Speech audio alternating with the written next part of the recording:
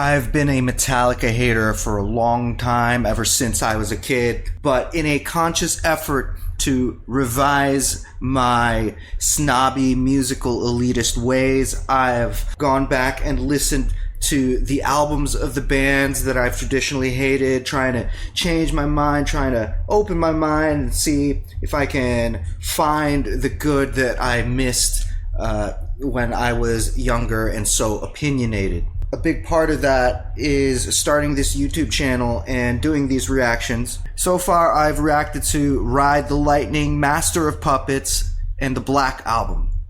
Now this time, I'm going to react to, I guess, what everyone says is the best Metallica album, Saint Anger. No, I'm just fucking with you. I'm just joking. I know that many people hate this album. And I'm going to do something special for this reaction. I'm going to watch the documentary for the Metallica album Saint Anger called Some Kind of Monster, released in 2004. And then we're going to listen together to Saint Anger. I understand how controversial this album is. I know everybody hates the snare drum, and I know that this came at a time when Metallica was just mired in various controversies, especially the Napster thing. I think it happened around this time too. So I'm wondering if maybe when I listen to Saint Anger, maybe, just maybe, I'm going to love it. And I might even declare that it's the best Metallica album ever. I don't know. We'll see. Maybe I'll agree with everyone that it's the worst thing. Or maybe I'll be somewhere in the middle. Who knows? New album. 85 million records, 22 years. I think it's 11 albums. And 85 million. That's a lot of records. Oh my God.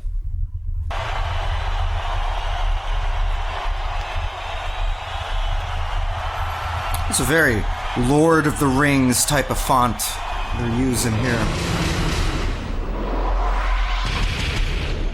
Whoa. 14 years of headbanging, hey, it's Gideon Yago! Citing, quote, private and personal reasons and the physical damage that I've done to myself over the years. Getting to a place where you don't let egos and let stuff get in the way of artistic expression, you know? So, I mean, do you want to say anything more about that? Because, I mean, I think everybody understands. I met Metallica through Q Prime Management after having seen me work with another band of theirs when they called. Is that the therapist? Metallica. I thought that was Steve Jobs. Announcing that he was exiting the group, needed to take a look at himself and say, well, what's going on here? We've lost touch with our personal relationships. It's kind of a tough thing, huh? Like, I guess in normal people's lives, you know, when you're going through problems with a band, you just break up and say, all right, screw you guys, see ya. I'll just do my own thing. But if you're in a band like Metallica, there's like millions and millions of dollars invested into like your link as a group with these other people. Like, yeah, you have to, even if you don't want to, you're forced to be together and work together. So that's a tough spot. Yeah, that's an interesting snare sound, isn't it? Go back into a studio again and do kind of like the same thing we had done before. We had to kind of change things up. And hey, one of the things I know that guy, Bob Rock. To go into a space that's not a studio, bring in kind of like a portable studio or a makeshift studio. That's good. And basically make the situation uncomfortable. You know, don't buy new furniture, don't paint the walls, don't do anything. Just keep it Spartan, keep it crude. There's such a success that you can get comfortable. I don't think they want to be comfortable. Me and James did not meet somewhere else. I think they're Japanese. They look Japanese, these interviewers. This time, we all got in a room and just started playing, and that's how we wrote songs.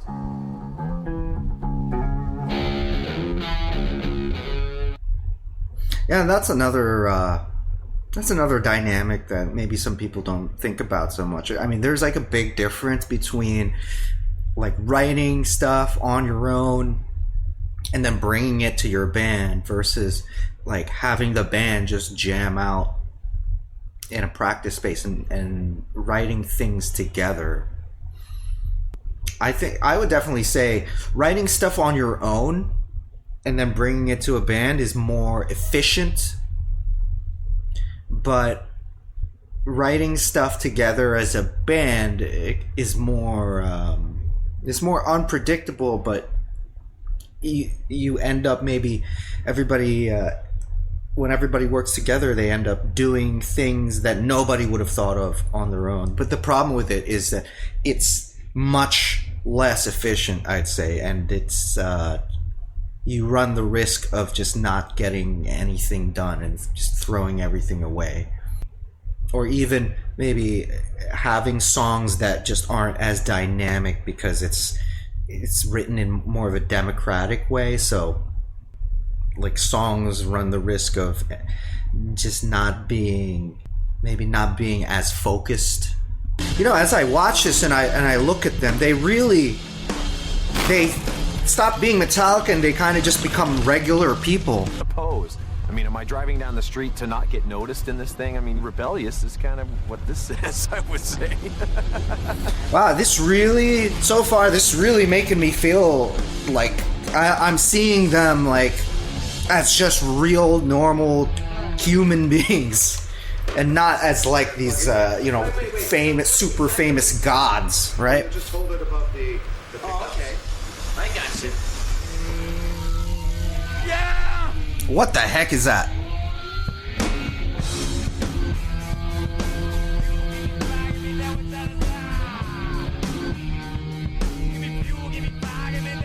Oh, wait, okay, I didn't know that. So Jason Newsted left and Bob Rock's playing bass. Yes. What are you doing? What is that thing? I got some bad news. Is that Change the lyrics? a feminine product? I like this thing, Bob. Maybe not. I like this thing. I guess they don't know what it is either. How come there isn't another 20 strokes up in that black area up there with what's kind of bare? Where are the starting points and where are the end points? Do you know what I mean? When's a song done? What the fuck does that mean anyway? Done. When's a record done? You know, where does a record start? Where does it end? Where does the process start? Where does the process end? All that type of stuff. Do you know what I mean? It's really interesting. Yes, sweetie. That's like me and my dog right there. But yeah, I know what he's talking about too. Yeah, it's all like one thing, right? Art. Yeah, art is art. For all intents and purposes, we go into this record completely equal. Everybody contributing just as much on the lyric front as James contributing with drum parts. And as soon as you started talking about that, I just like, yeah. You know what he just described there? I mean, man, like if I tried to do that with a band, just to me personally, that sounds like a fucking nightmare. With vocals, go sing it. You guys had some rules about that before. Frankly, I don't give a fuck. I'm tired of arguing. You couldn't talk about his lyrics, therefore he couldn't talk about your drumming. right. Do you know what I mean? And you and him did the solos, so you weren't allowed to comment on the solos. Do you know what I mean? There was like rules. Are you telling me that those boundaries are gone? Oh, like things that he's saying, like I've kind of experienced that, like don't talk about my drumming, don't talk about his guitar solos. Oh, it sounds like a really ugly situation. In the past, what we did was started with a bunch of ideas existing on tape from everybody.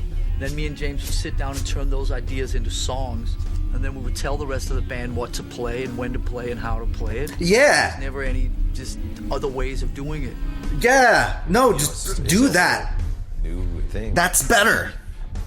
Writing in front of everybody.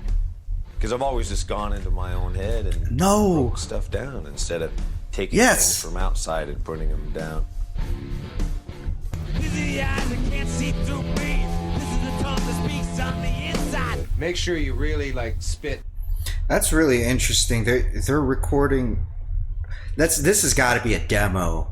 They wouldn't be recording the main vocals for the final product using it. That looked like an SM57. There's no way they would just be recording vocals with an SM57. This has got to be a demo. Can't see me. These are the eyes that can't see me.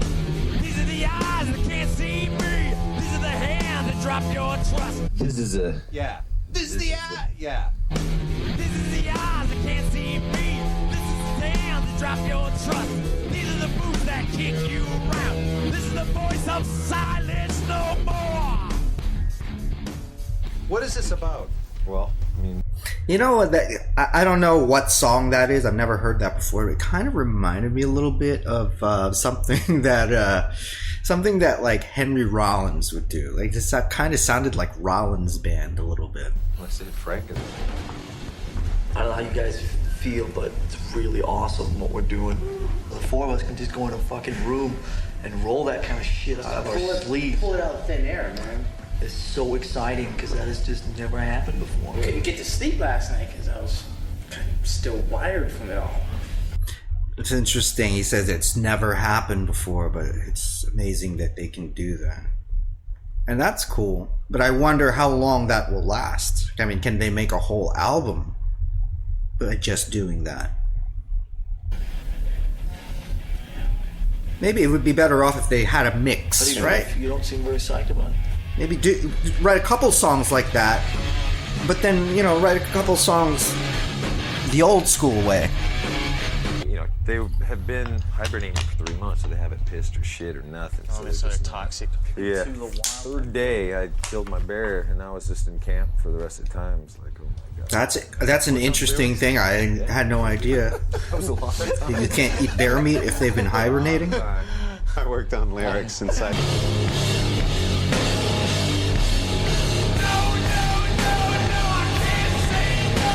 Guys will make contact. At that time, the manager suggested that we have a psychotherapist come in, a man that meets with pro ball teams, you know, big ego, big dollar guys that can't get along but have to make some kind of entity flow so everybody else and everybody can make the money. And I actually said, I think, that this is really fucking lame. Well, yeah, exactly. That's exactly what I was saying before. You know, when there's like that much money invested in a group of people, like you gotta. Sometimes you're gonna need professional help to keep it together, but it's arguable if that kind of thing is actually effective. Weak that we cannot get together, us. Look, the biggest heavy band of all time, and the things we've been through and decisions we've made about squillions of dollars and squillions of people. I mean, and this, we can't get over this. Right, that they need Steve Jobs to come in and like have them talk about their feelings. Than just right? The echo brain thing, because that's like he wasn't down with that. That's been discussed. Okay. You need a pen. No one's pencil shit. Check it out, man. I can't even fucking spell it right. Oh my god, Metallica! Years. It's not funny. I feel guilty that I'm not inspired all the time, you know, especially when everyone else is. It's like, okay, we kind of get to the point where the song is looped twice in the Pro Tools, and I know Bob's gonna hit me up for some kind of lyric ideas. Oh shit. I was like dreading the whole process. It's like, why are you dreading it? Why don't you just... Well, you're dreading it because of what? And let's get to the fear. Well, because... Wow, I felt exactly that same way before too. Oh, I gotta finish this part. I have to record this. You know, I gotta write this, and I'm like dreading it. Like it's not cool anymore. It's like not fun. It's more like if I don't finish this by this date, then it's gonna cause problems. And I like, yeah, like I totally get like a lot of the things they're saying here. I get it. They didn't have anything, and so if you didn't have anything, wasn't inspired enough to have something, or and if you didn't, it's like I'm almost like racing against time out of this like weird ass fear of like I gotta come up with something myself really quick before somebody else comes up with something for me. And then if I don't like it or don't 100% embrace it, then I'm just being a selfish, you know, insular asshole. Yeah, it's a fear response. When we're up against a fear, that's the time to move into it, forward, because there's going to be some kind of genius there or some kind of breakthrough.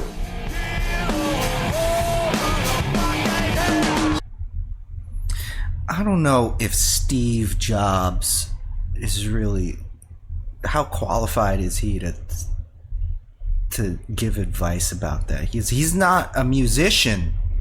He's like a psychotherapist. Whereas like Lars, like what he just said, like I kind of get that too. I'm not a drummer, but like I kind of get what he's saying too. That was totally weird for me. You hear that, Bob? Why don't you try getting a more solid beat? Regular? I think the problem here, regular. the regular beat. No, I'm trying not to call it regular. I think the problem here is Lars is not putting a little more solid. The snare on the correct beat, or the beat that he's thinking.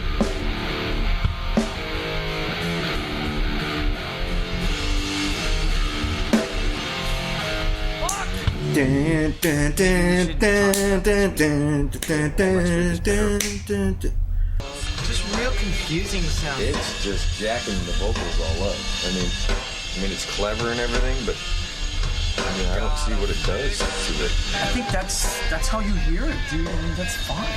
I'm just trying to do something different. I mean, I'm used to having the drummer do the beat part. You know what I mean? Holding it together.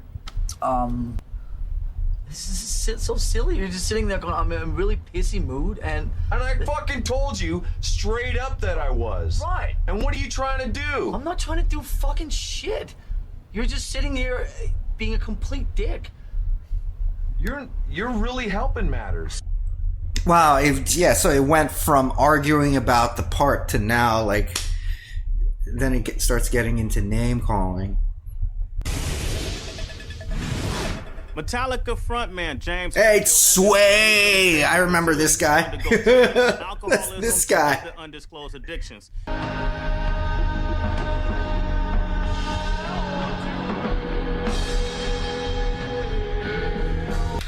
advisor, what would you say? Then I would say delete that. Ooh, delete that. I mean, it did sound kind of weird. For me, it doesn't cut it, you know.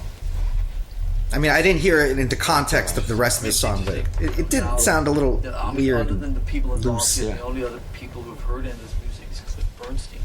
Yeah. And Cliff Bernstein heard that, he thought that should open the record. Yeah. I mean, that could well be.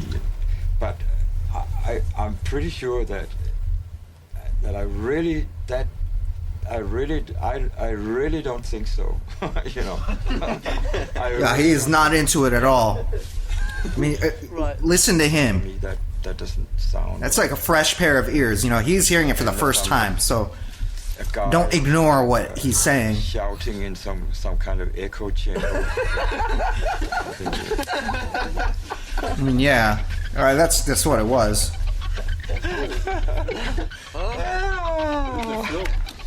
The front man in Metallica, or you know, macho bullshit and all that stuff. All right, now you guys are drunk and I'm drunk. Now this is the fun part, man. I want to help him. I want to be there for him, and I want to do the best I can to make him the best person that he can be. So I don't know how the fuck it's gonna play out.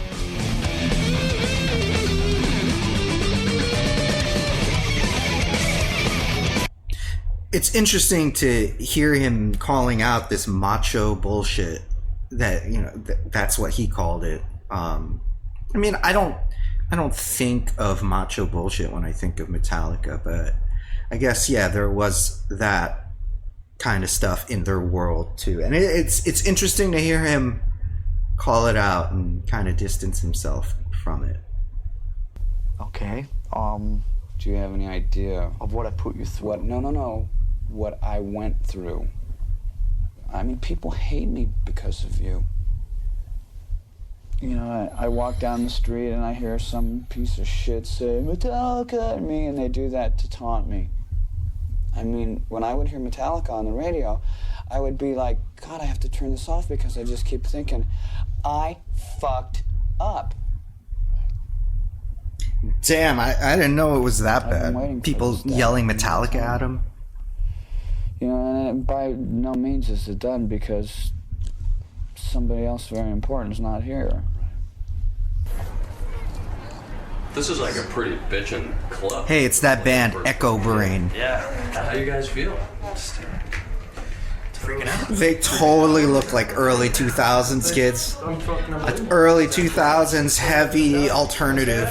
Yeah, you can say whatever you want. Great. That's fucking unbelievable.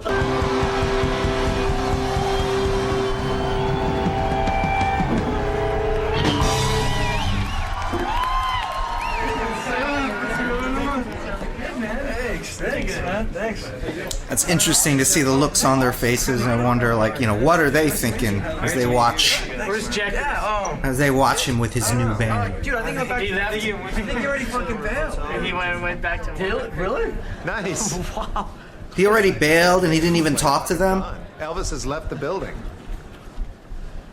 Ouch. Hey, Zach. See, he's even blowing me up. Jason is the future. Metallica's the past. I've never had a break. Well, I wouldn't take it that far. I don't know about that. Do you know what I mean? And just what's been kind of getting me is just not knowing. Do you know what I mean? Not knowing and not hearing, that's just like, it just eats away at you. We met for like maybe, I don't know, 6 or 8 weeks before we actually picked up the project again. That was when we came in, and it was the first time we actually used this studio, HQ. Anyway, here we are. HQ. Right on. Well, we're here. And the cameras are here. I think that this time around, it'll go more smoothly. I'm taking, like, all those months off and then coming back to it. It might not be perfect, but it's definitely helpful to have like a reset, you know? And now they're gonna avoid doing the same mistakes they made that previous time. What would happen?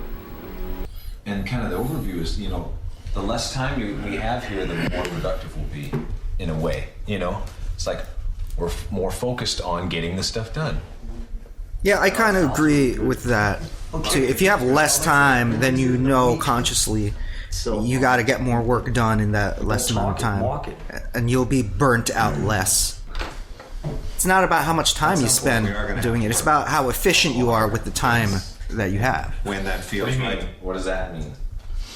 What does that mean? Yeah. I've worn out being afraid. My endless parade of fear that I've constantly made.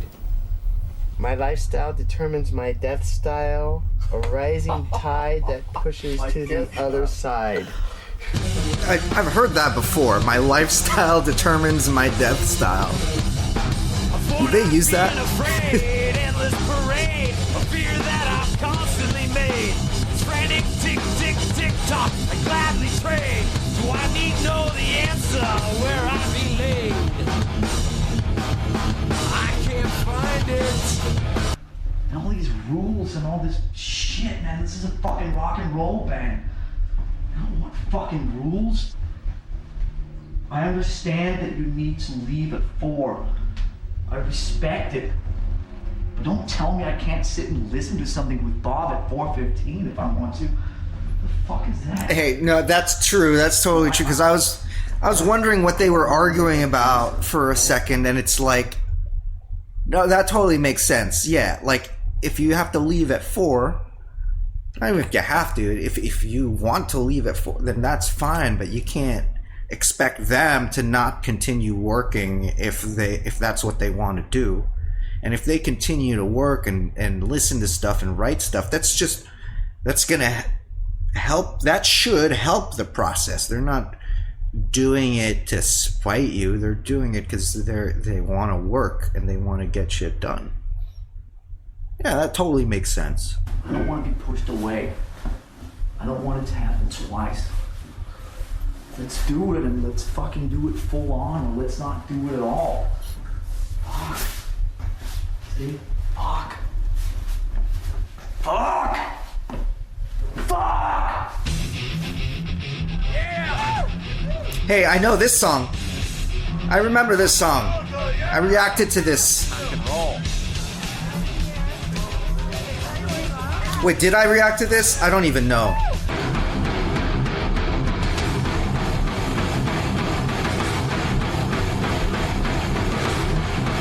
Hey, that sounds pretty good. Whatever this song is. I think it's like heavy and simple. You started talking about the idea of the guitar solo as we have known it, maybe being something that was a little outdated and maybe reintroducing some riff-a-rama things. But can I say something that I think is... That's really... It's really strange hearing that coming from the Metallica camp, like that the guitar solo is outdated. I mean, in a way, I get what he's saying. Like, it did kind of get outdated as more like modern music came in with like less guitar solos in general. That wasn't like the focus point anymore. Like, you know, as time went on. But I feel like Metallica is supposed to be the torchbearers of that. Like, they're the ones who are supposed to keep it alive, not like adapt to the modern audience. Bullshit. This whole fucking solo out, you know, dates the whole thing. That's so bullshit. You know? Yeah, like, I get what he's saying If you too. don't play a guitar solo in one of these songs, that dates it to this period. And that cements it to a trend that's happening in music right now. Right, yeah. And I think it's I totally know trendy. That's not what I said. It's always been about, like, where could it go? That's... And I'm not a guitar solo person at all. Repeating something from the past. I'm not interested in playing traditional guitar solos anymore. You know, it's just, for me, You told me that. It's just boring. You know. To me, if you can add a color to the song that satisfies you and works for the song, then that's what we should do. But I don't want to get in the position where it's like we put something down on the tape to satisfy your ego, my ego, Lars's ego, or James's ego. I think it should serve what's going down. Like in other words, there shouldn't be like a rule of no solos. There shouldn't be a rule of solos. It should be. And I agree. I mean, Right. it really No, is whatever sounds about good. serving the song, and you know. Yeah. I feel Who like- cares if there's a solo or not? Whatever sounds the I best just for don't the wanna song. follow certain trends that I see other bands following. We don't necessarily have to stick to our traditional way, but we also don't have to follow that trend. Yeah, I agree. I agree with him. It's off. We are now standing here having to do this fucking stupid thing. Up to 50 motherfucking grand, goddammit. Win a bunch of money and walk away. This is stupid. Sharpen that booger picking finger and be the 50th. Hey, it's Lars from Metallica here. I'm about to stick 50 grand up your ass. You never do anything for us. We're gonna fuck you on the next record. People would do that?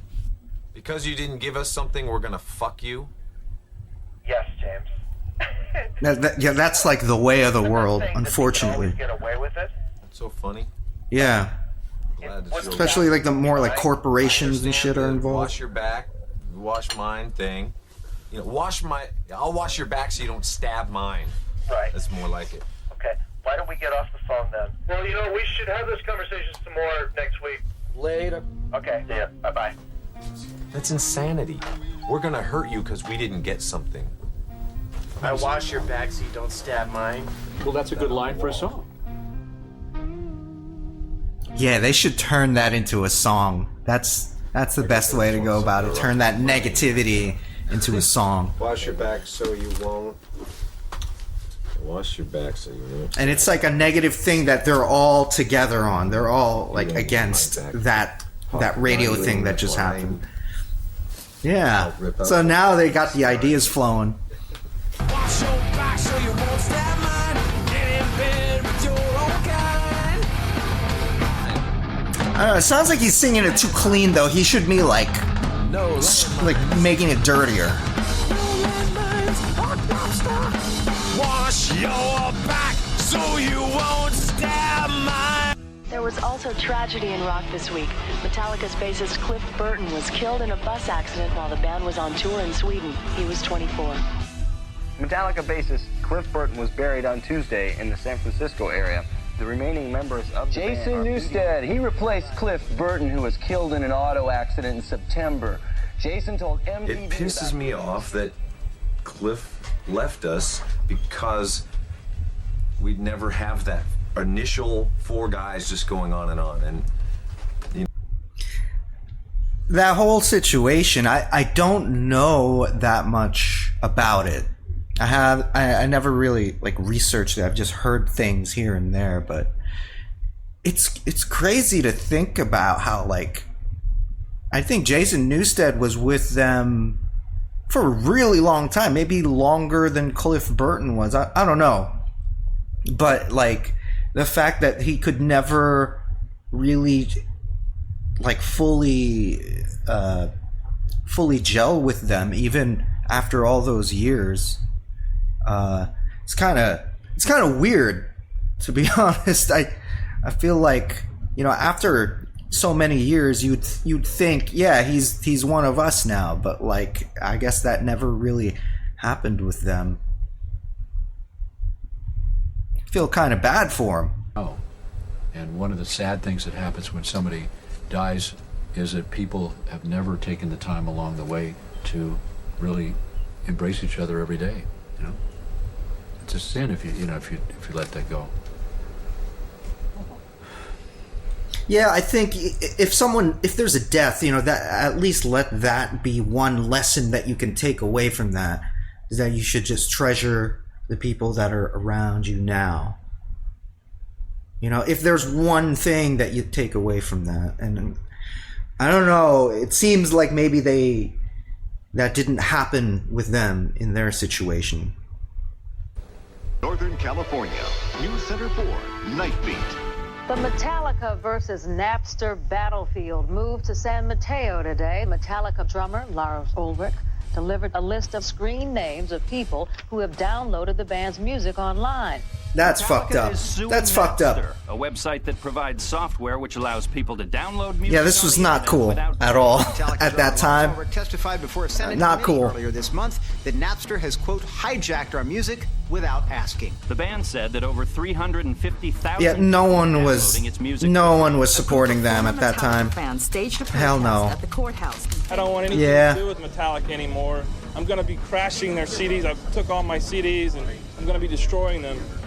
Are you proud of what you achieved with the whole Nets thing? That was what you pulled off? That was a misstep. Being the most hated man in rock and roll. Yeah, that was. Yeah, dude. That was that's what you. I got an idea. I'm kind of bored this summer. Everything's going a little too well. Let's see. I mean, did you not think that was going to happen? The most hated fucking asshole in rock and roll. Yeah.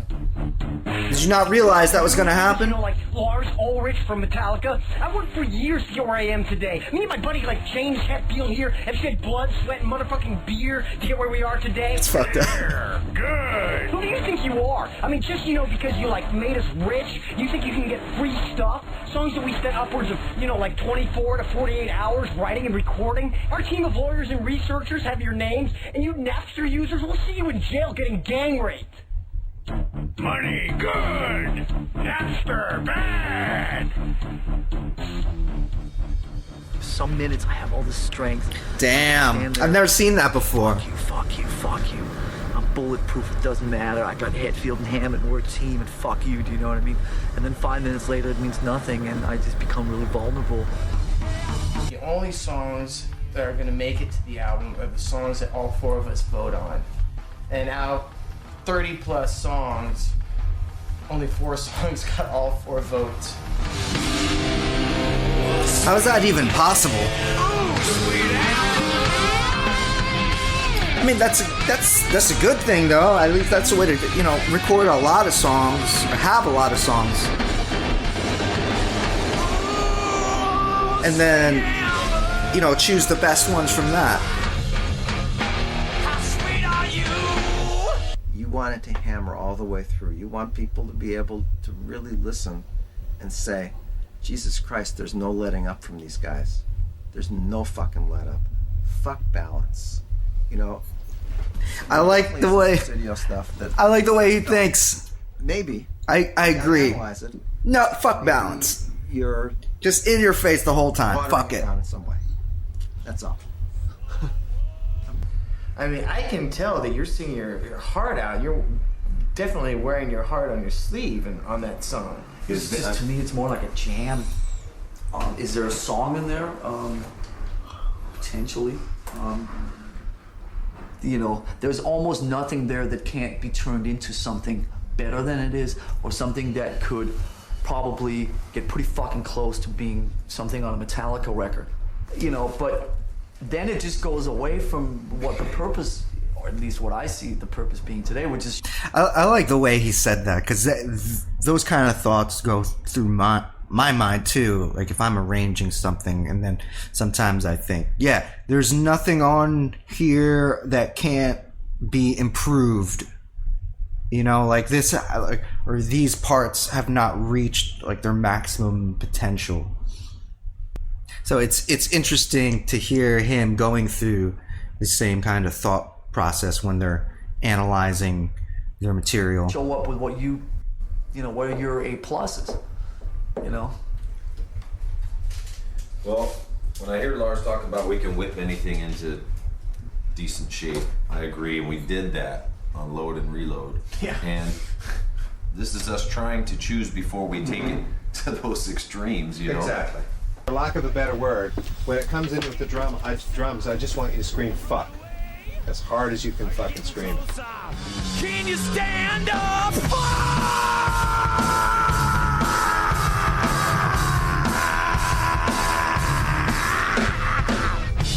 Okay. It should be slower. It should be more like... I want 4 of them. Do it again.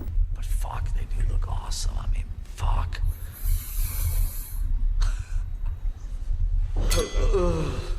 Been a good time? And it will be a good time. I feel better about this than I thought I would, actually. It's weird. I don't know why. Oh shit! What happened with that? Is that a sign? 600. In the room at 580. 4-5. 2 million, 4, 1 million, 8, 720. $3 million. 4. For you, sir, $260,000. For you, sir, $680,000. And selling at $5 million. Brett, yours at 5. Damn! Right. Hi. $5 million. Wait, was that just for one painting? It went well. Or like all of them together? Got myself drunk to numb the pain. But it went well. I'm afraid he's under the impression that he's like in the band, you know? Yeah. And I see him. Oh, they're talking about Bob Rock. Maybe for a week, but after that, I don't see him holding our hand any further than that. So was that something we want to present to him then? Yeah, I think At least it's definitely not in the band. He should know that. I think everyone knows that. something we need to do for our own. Everyone should know that. Yeah, but I'm feeling uncomfortable. I mean, if they're not going to accept Jason Newsted into the band after all those years, why would they take Bob Rock? Because we didn't get a new bass player, I think a lot of people thought maybe that we were having trouble finding one. And we never started looking for a new bass player until 2 months ago. We worked on ourselves, identified what part can we work on, so when someone else steps in, it's clean. They're not stepping in our shit, you know? All right, thinking about bass players finally.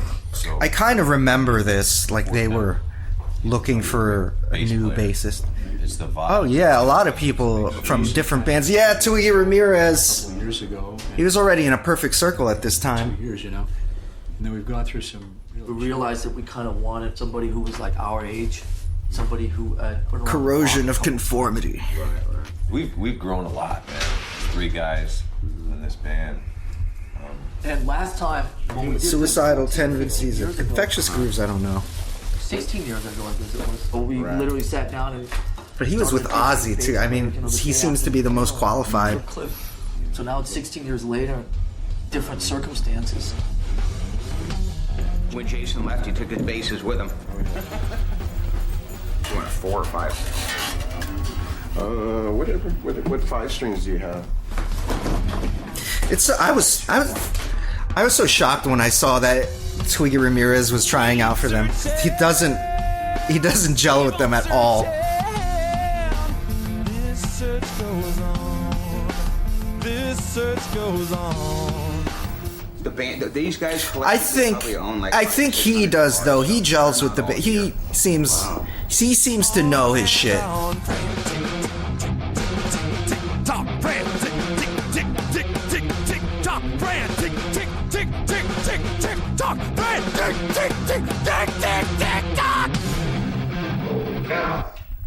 You went into another voice there, dude. Which one of me are you talking to? I don't. Every time they show like a behind the scenes of James doing vocals, it's like I don't know if they purposely did this or what. It always sounds bad. Like yo, are you serious? I feel like they purposely chose all of the worst takes to put into this documentary. Is there anything else you know as well as that?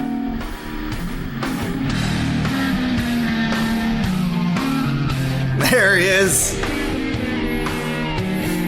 I'm not sure. I don't know him. I know Caius. I don't know that guy though. I know Alanis Morissette and James Addiction. See, Robert Trujillo. That's his name.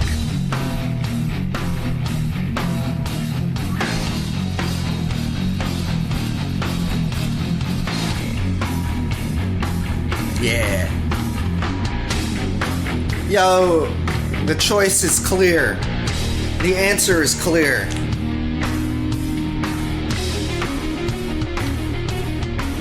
Robert, how do you say Trujillo? Cliff. Trujillo? Like you saw Cliff, and me and James went, he's in our band, there's no question.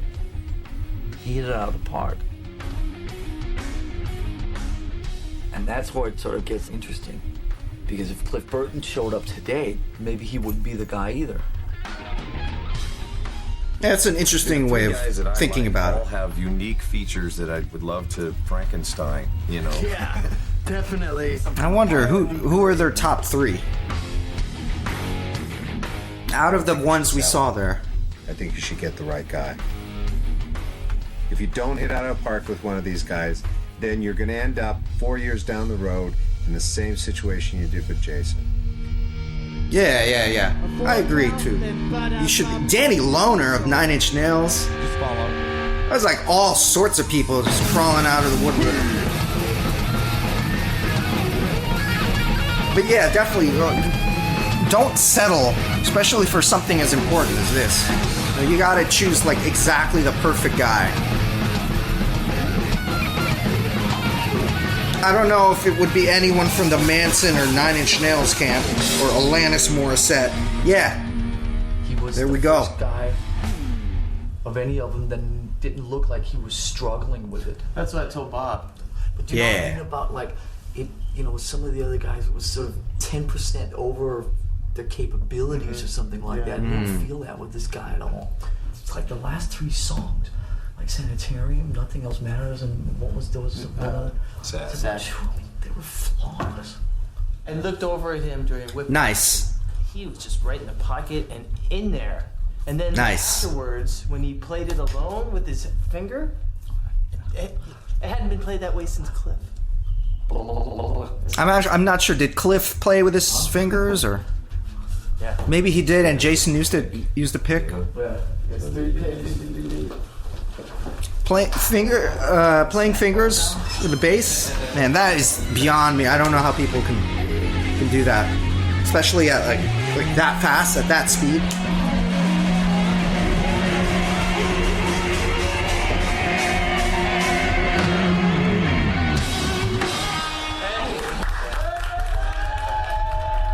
Nice.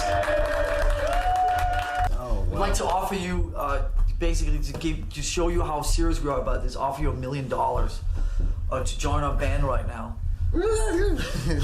Is that even serious? I can't tell if he's joking or if that's serious. About how serious we are. It sounds like he's making a joke. Like, we'd like to offer you $1 million.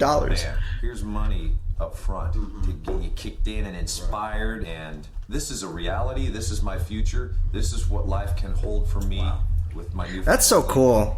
That's cool, man. Like he feels like $1 million. He feels like $1 million, and he's gonna get $1 million. That's cool.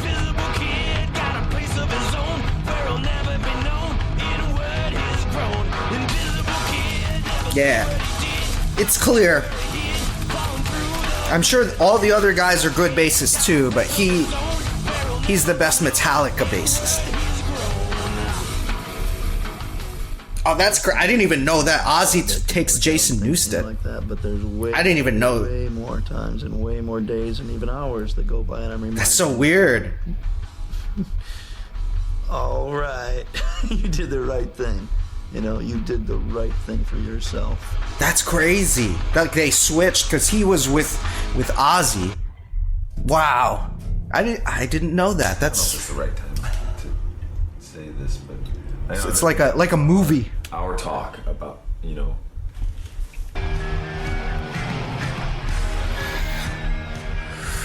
Hey, is that Fred Durst? This is a new Metallica account, while each of our bone interests will be 1/3 of the difference between 100% and your percentage. Just as about as lawyer as you get. It's an honor, and you know, I'm stoked. So. Who are some of the celebrities we can see here in the crowd? Take a look. All right, I see Fred Durst. That's really all I see. And Kelly Osbourne and some dude. Percentage interest in the new Metallica account, while each of our bone interests will be 1/3 of the difference between them. Yeah, it was just trying to keep with the spirit of this thing. Hey, there's Sailor Moon. I'm watching all the episodes of Sailor Moon right now. I'm going through them one by one.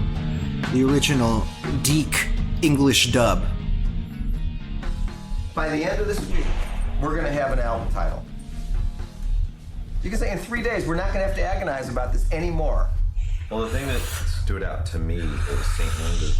It's strong. I mean, there's. You know what? Honestly, strong. I think Saint Anger is a cool sounding title. Just to say, June 17th is St. Anger's Day. Yeah, no, it's true. That's no, I mean it's. I think Frantic. Yeah. Is a better album title. What? I think that's. It's more about June 17th is St. What? Anger's Day. Yeah, no, it's true. That's no, I mean it's. I think Frantic is a better album. Frantic? Nah. No, Saint Anger. I think Saint Anger is cool. It has like this weird, like, mysteriousness to it. Saint Anger, Saint Anger. Well, this is an angry record, but you read the lyrics, it's angry in a healthy way. Right. Yeah. This is also Frantic. Getting stuff out. Frantic is more like they're trying things. That It's they forgettable. They're not exactly sure of. They don't know what they're doing. Yeah. They're trying to Yeah, back up the mountain again. Right. They're not sure of themselves. Right. We don't have to. Yeah. I mean, hello, that's a fair. It's true. I mean, if you think that Frantic has a negative connotation to it, I never thought of it like that. Yeah, but millions of other people might. These guys are angry. I know it. They're angry about Napster. They're angry about the new stuff. Maybe not Napster. Maybe just keep that on the down low. All right, so that's the. I remember this video that they went to a prison with real prisoners. Wow. So let me get this straight. You're going to go to a maximum security prison, and Metallica's going to play Saint Anger really loud. Yeah. It's a little controversial. This video, you know, because there could be like some neo-Nazis in there, or like some rapists or whatever. So I can understand how people might have a problem with this, but at the same time, I also understand where they're coming from an artistic point of view. It does kind of make sense. And didn't Elvis do something similar? Or no, it wasn't Elvis. It was Johnny Cash. Didn't Johnny Cash do something similar? Maybe that's what inspired them to follow this idea.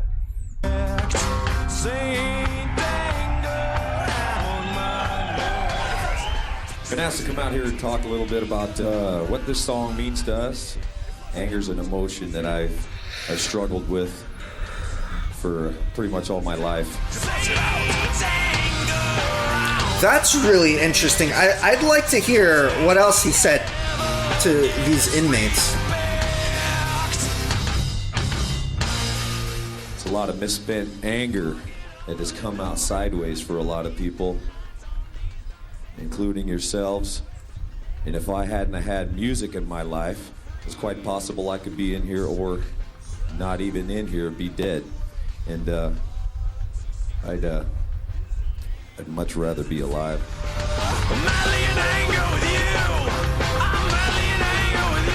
It's words to think about, man. Like, we've proven that you can make aggressive music without negative energy. Yeah. Okay, and I don't think anybody ever thought that that would be possible. Do you know what I mean? You can make something that's aggressive and fucked up, okay, with positive energy between the people creating it. Yeah. I mean, that's true.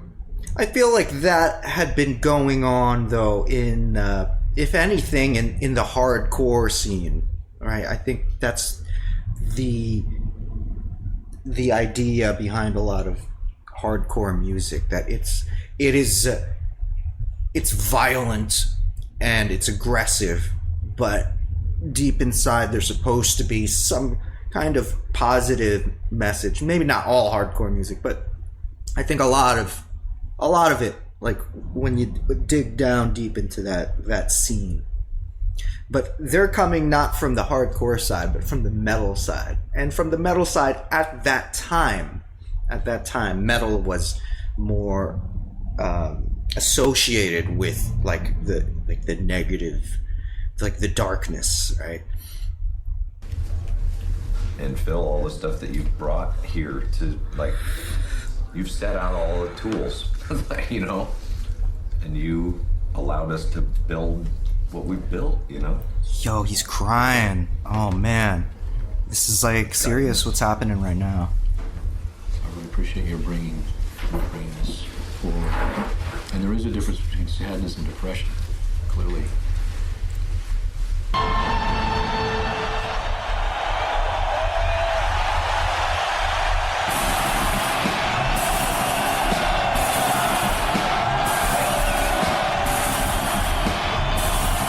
Number 1 in 30 countries for the first week. Well, this is exactly why I wanted to watch the documentary before listening to the album, because now I'm actually kind of hyped to hear the album. No, I'm not kind of hyped. I'm really hyped. I want to hear this now. This thing that they've been doing, that we've watched, that we've seen, everything they went through to make this thing. Let's listen to it. Let's see what they came up with.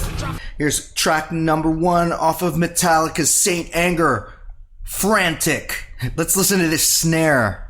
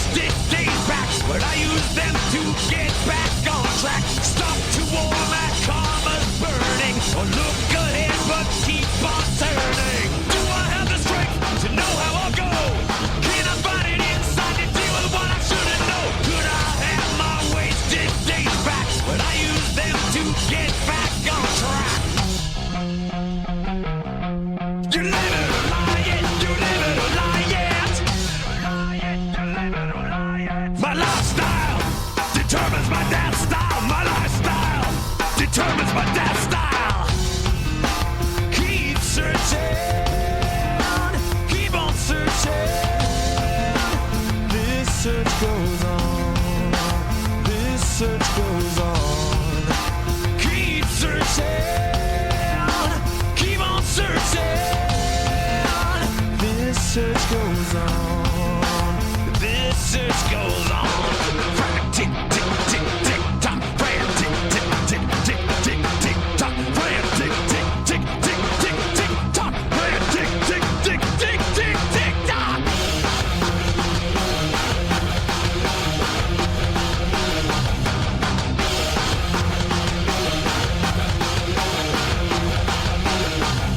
I'm worn out, always being afraid.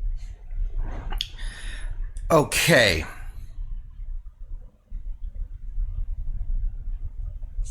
Well, you know what? I don't think it's that bad. I don't think it's that bad. Like, just in general. We've heard the majority of this song in the documentary. So it's not like I'm hearing it for the very first time. We heard snippets of it. We heard them crafting this song. So that snare,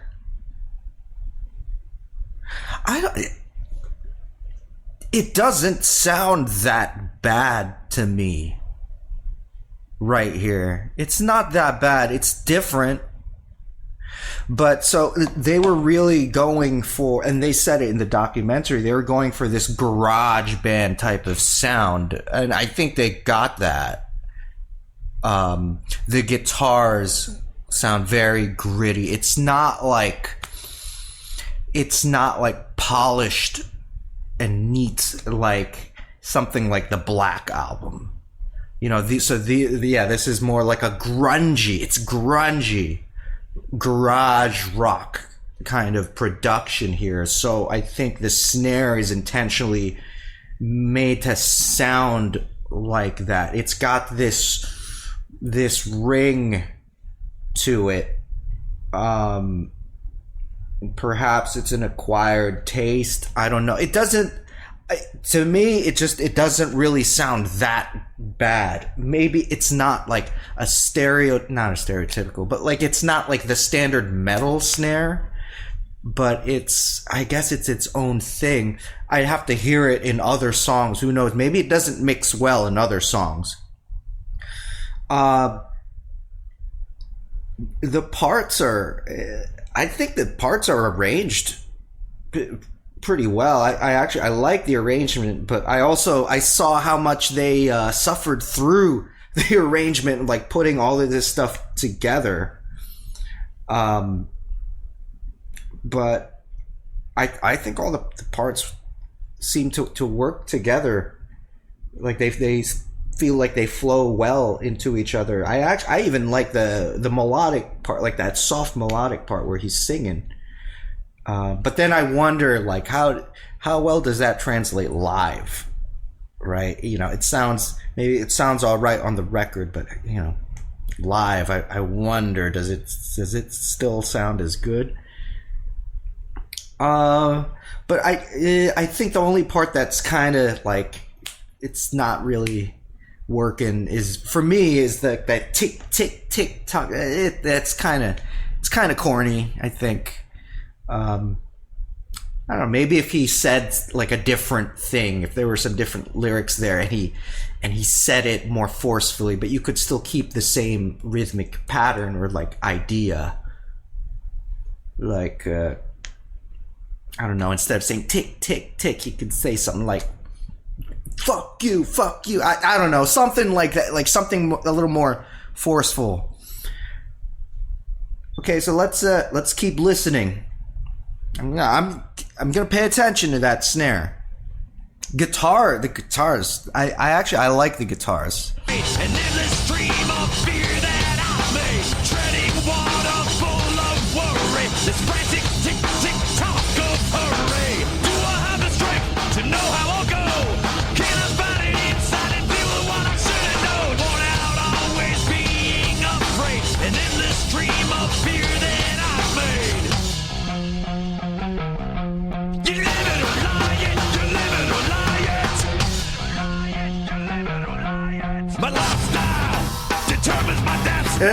This lyric, it's corny. It's corny as fuck, but it kind of works in a weird way. It's corny, but then it gets stuck in your head. And I actually really like this part. Just because it works so well structurally with the song.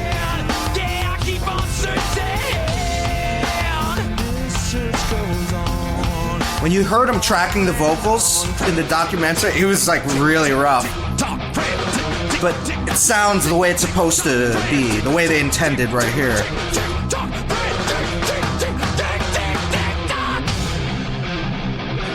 So maybe there, I don't know about that. I don't know about that. Hold on.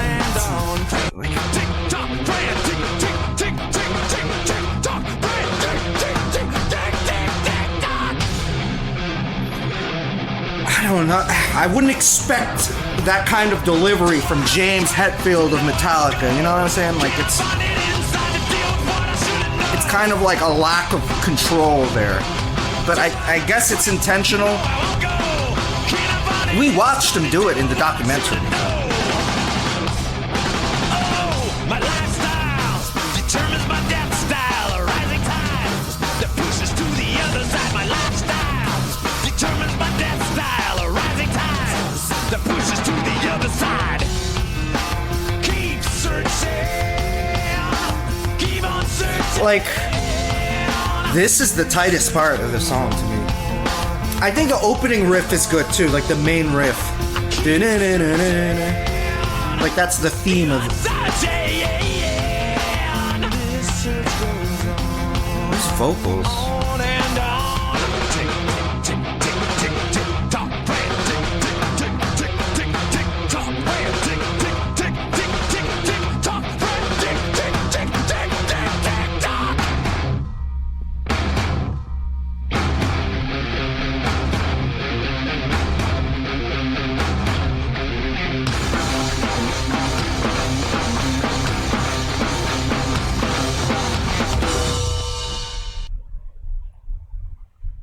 Right. That outro was pretty cool, but that's where I started to notice maybe the snare wasn't working with the song in that outro.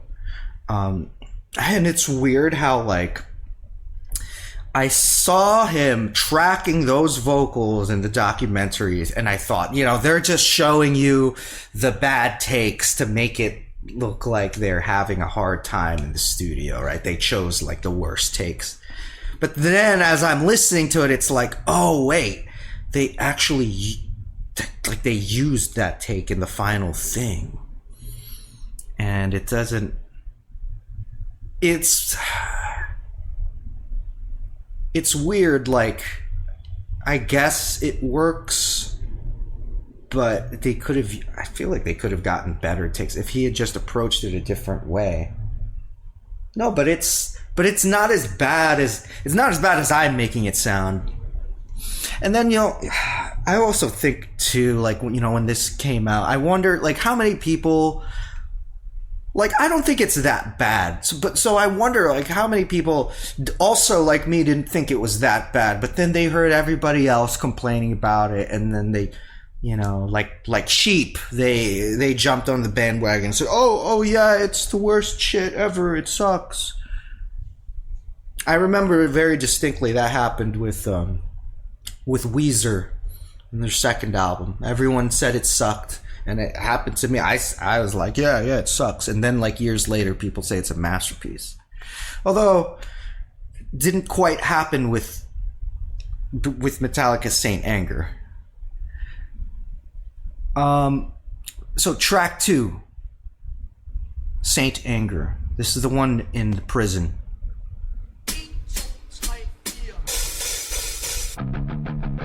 Welcome to San Quentin. We're all excited you're here, staff and inmates alike.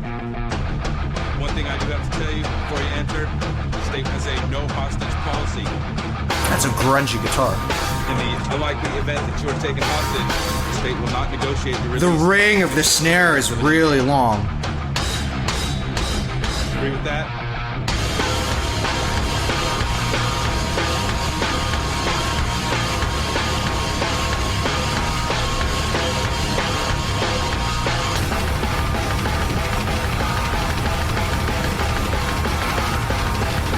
This part's cool.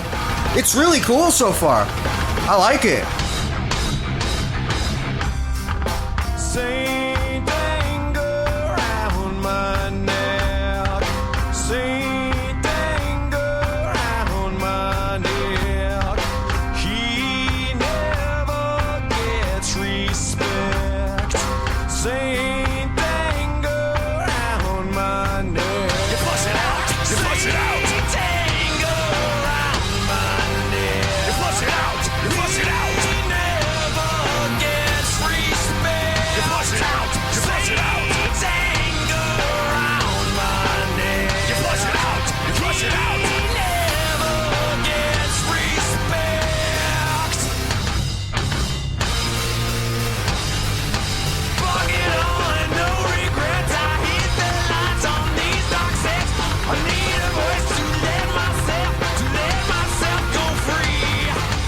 Fuck it all, fucking no regrets. I hit the lights on these dark sets. Medallion news, I'll hang myself. Saint anger around my neck. I feel my world shake like an earthquake. Hard to see clear. Is it me? Is it fear? I'm madly in anger with you. I'm madly in anger with you.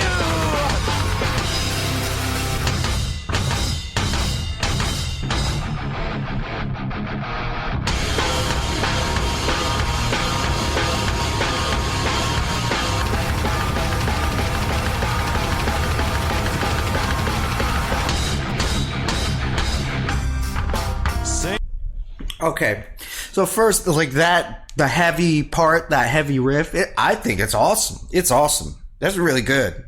And it's like, it's not like a Metallica kind of heaviness that you would expect from them, at least from what I've heard. But I think it's really good. I like it. The snare, yeah, okay. So I'm starting to hear it a little more now. Yeah, there is way too much ringing on that snare. I get what they're trying to do. I get the idea. I get it.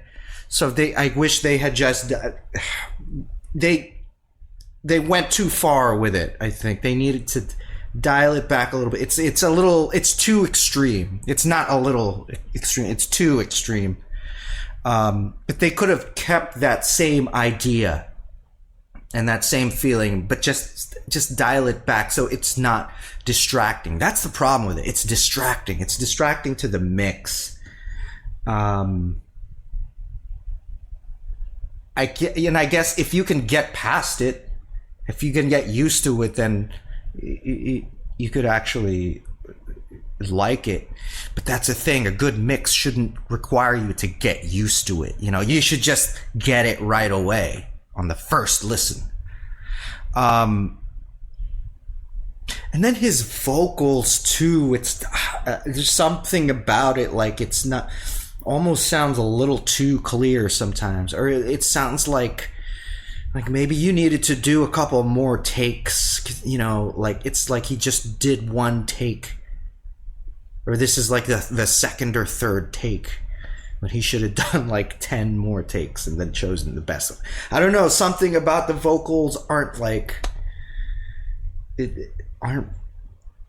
it's kind of sticking out a little bit too much. And then there's like these little extra vocal things that don't really flow well with the feeling of the song. Like maybe it's a little too, like some parts feel kind of corny. Like some of these like extra vocal things feel a little corny. But having said all of that, I think this is actually a really interesting song. I kind of like it. Like it's like kind of experimental. I like it actually, despite all of these flaws. And that first track too, yeah, Frantic was actually pretty good too.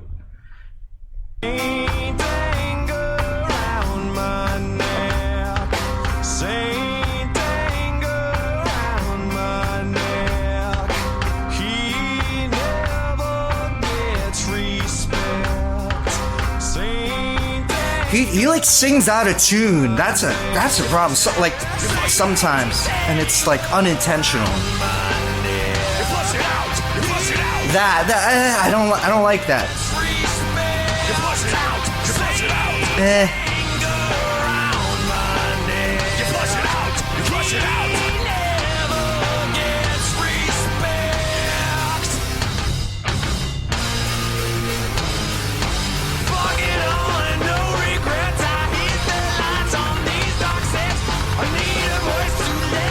Ooh, he broke a string.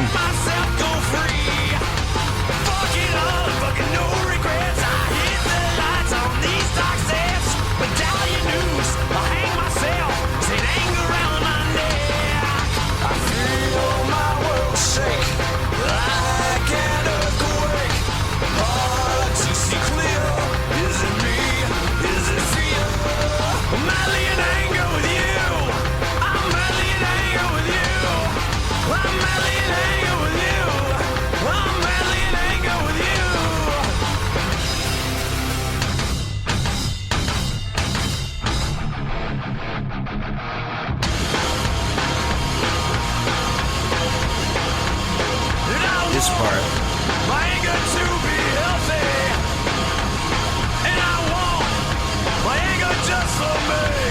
It's funny to think how like these guards and prisoners, like they all have this thing in common. They're all rocking to Metallica.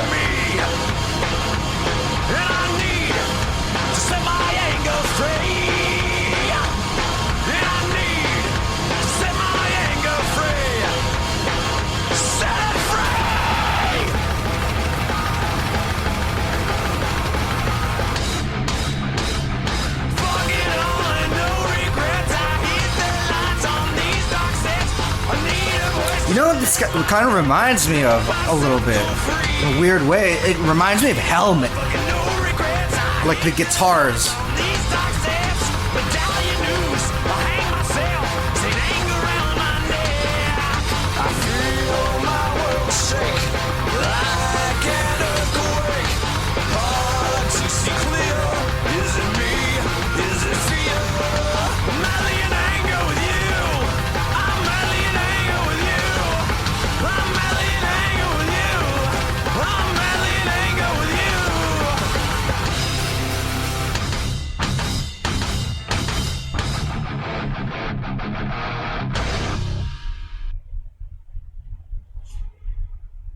I don't know why you're recommending Red Hot Chili Peppers' Californication. That has nothing to do with what we're listening to right now, goddammit. Is that guy holding a leg? What the fuck? How did that happen? Yo, you alright? I just noticed that.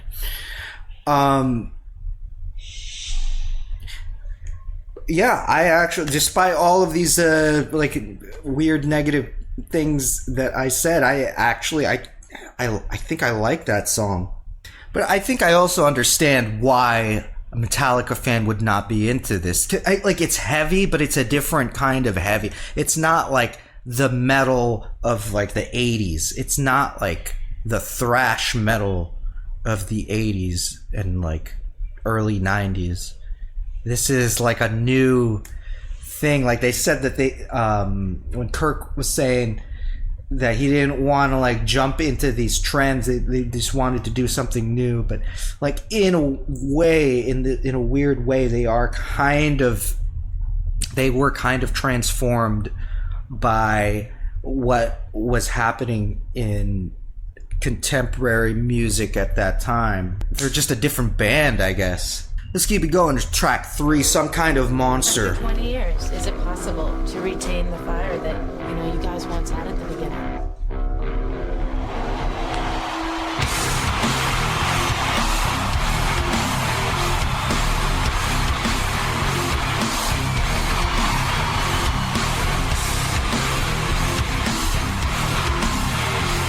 The snare doesn't sound like it's getting that treatment here. The snare sounds normal here.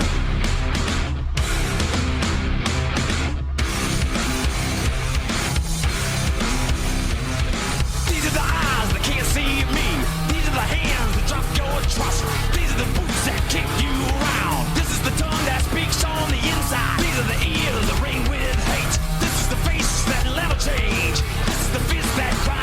Wait, maybe I'm starting to hear the ringing a little bit of the snare.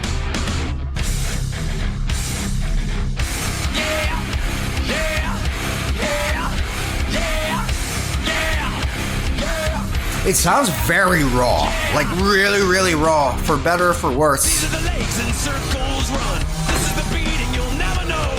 These are the lips that taste of freedom. This is the feel that's not so safe. This is the face you'll never change. This is the God that ain't so pure. This is the God that is not pure. This is the voice of silence no more.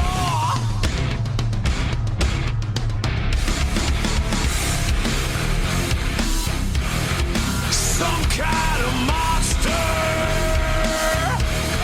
Some kind of monster. Some kind of monster. This monster lives.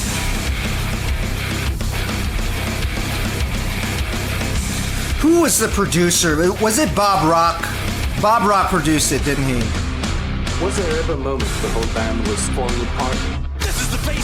I feel like all these decisions that I'm talking about, it fall on Bob Rock, right? Like choosing to use these vocal takes, the snare sound.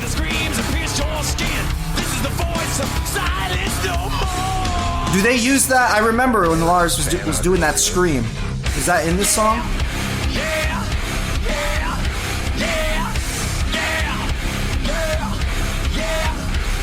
You walked away from Metallica, not surprised. This is the test of flesh and soul. This is the trap that smells so good. This is the flood that drains these eyes. These are the looks that chill to the bone. These are the fears that swing overhead. These are the weights that hold you down. This is the end that will never end. This is the voice of silence no more.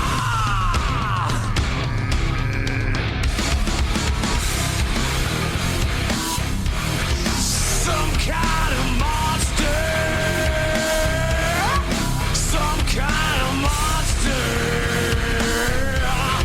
Some kind of monster. This monster lives.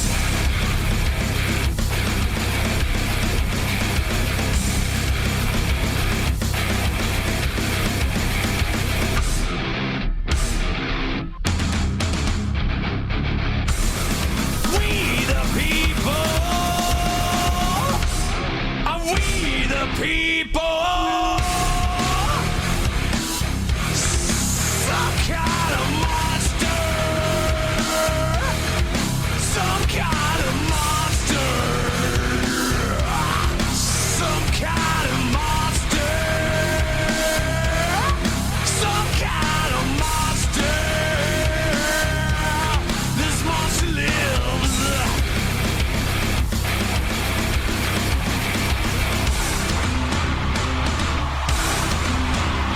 Thank you so much for supporting Metallica through all the rough times and all the good times. Metallica loves you.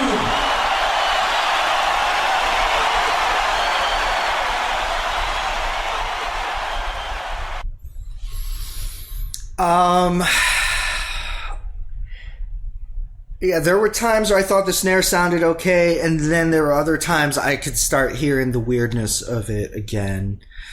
I think that song was just okay, really. I did hear they were trying to do some cool things that were different, some experimental things, like some starting and stopping. But for the most part, like that main riff, like the meat and potatoes of it is it's a little boring. It's kind of just very basic sounding. Like that some kind of monster. It's just kind of there. Like it doesn't feel very inspired. I guess what I'm trying to say. But it's okay. It's not like the worst thing ever, but I started to I'm thinking maybe it's Bob Rock. Maybe he did some things production wise. Maybe he made some decisions that contributed to the weirdness of it.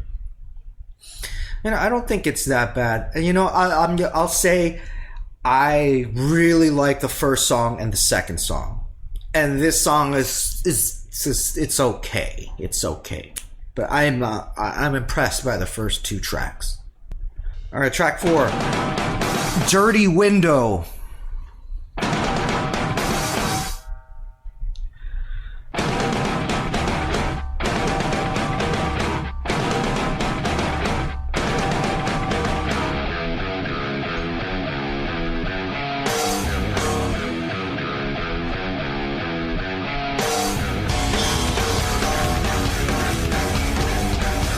It's like a weird tempo change there.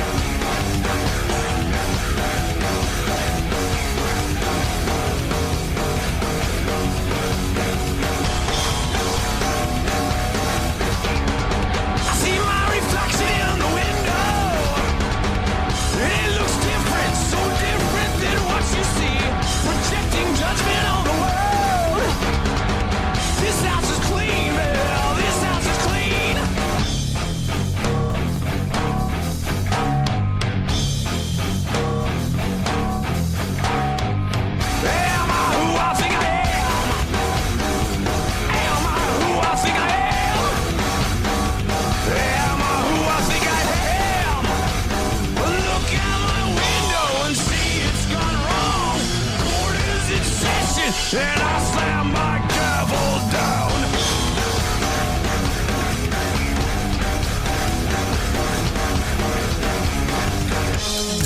The snare really sticks out here. You can really hear it on this song. I'm executioner too. I'm judge and I'm jury and I'm executioner too. Protector, protector. You know what this kind of reminds me of too is Pantera's Phil Anselmo's side project, Superjoint Ritual. Kind of reminds me of that.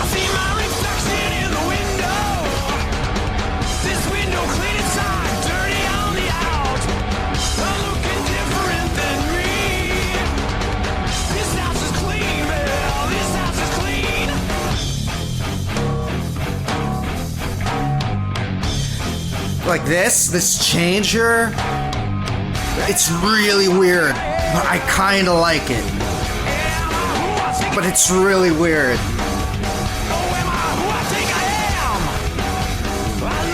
Like if you don't like it, I would understand. I understand why someone would hate it, but I kind of like it.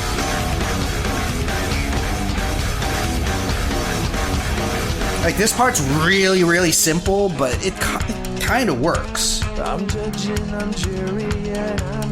But I don't know if it's enough to make me feel like it's really musically compelling.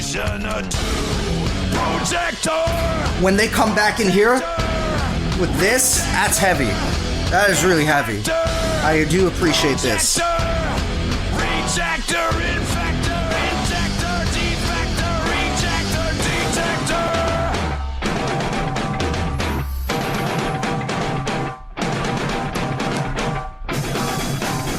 It's so rough, dude.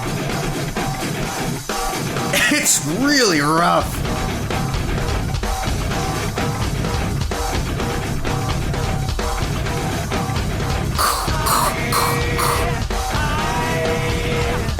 Sounds like a garbage can.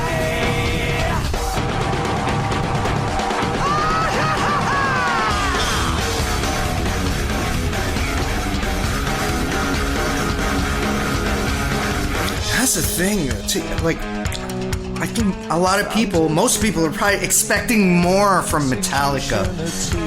And I do I appreciate the simplicity of the riffs sometimes, but it's weird. Like it works here, this part's cool. Infector, projector, rejector, infector, injector, defector, rejector.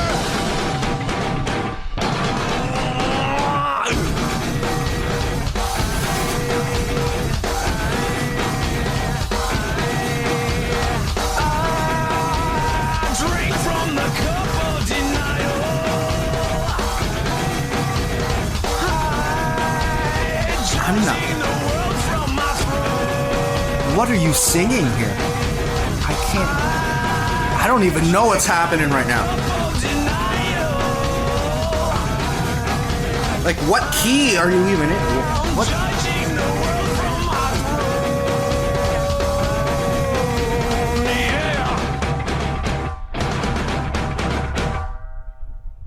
It's loose. At times it sounds like a mess. At times it sounds like they're just winging it. But in like this weird masochistic way, I kind of like it. It's weird. Like, I can see why people don't like it. I can see why it's bad, quote unquote. But there's something about it though that's weirdly like appealing. Like, I kind of like it. Even this album cover too. I like that. Like this fist like tied, and the title of it, Saint Anger. Like, it's, I don't know. I don't know what to think right now. Invisible Kid.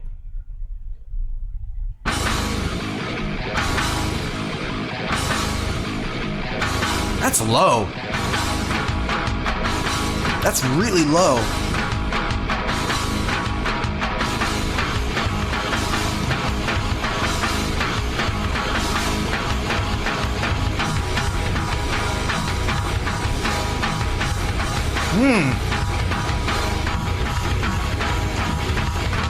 I kind of like this.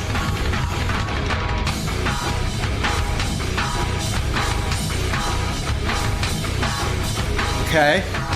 Okay.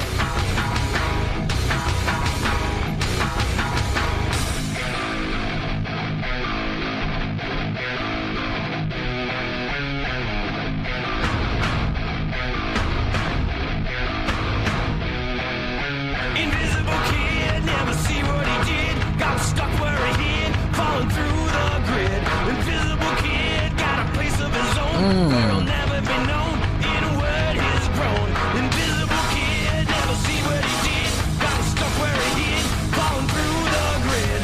Invisible kid, got a place of his own. Where'll never be known in a word he's grown. You know, I thought it started off really strong, but then when he came in with that verse, it got really weird. I don't know if it quite evoked the feeling that they had intended.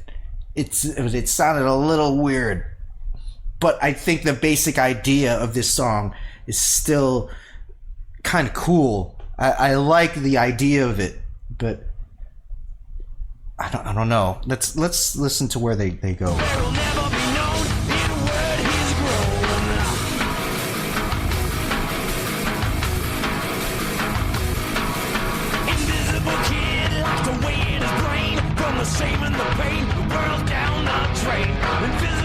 It sounds like something's missing here. What is? Yeah, I don't know. I don't like what Lars did there.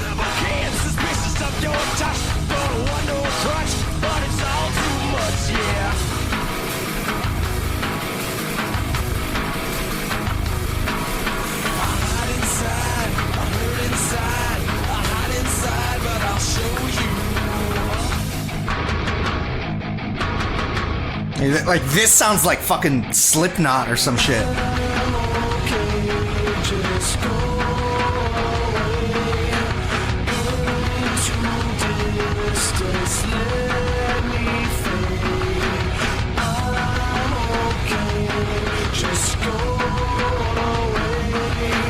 Yo, this sounds like Slipknot, dude.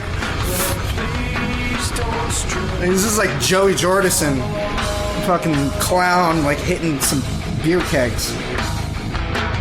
Open your heart, I'm reading right here. Open your mind, I'm reading right here. Open your heart, I'm reading Like that. That's kind of lame.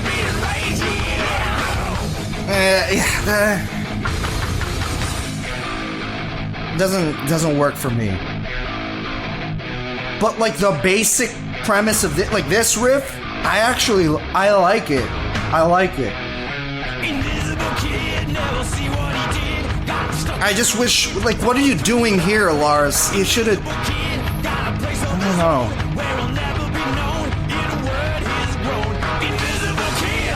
Like, that part, like, kills their momentum. The rest of it is okay. Like, when he brings the crash in, it sounds fine here.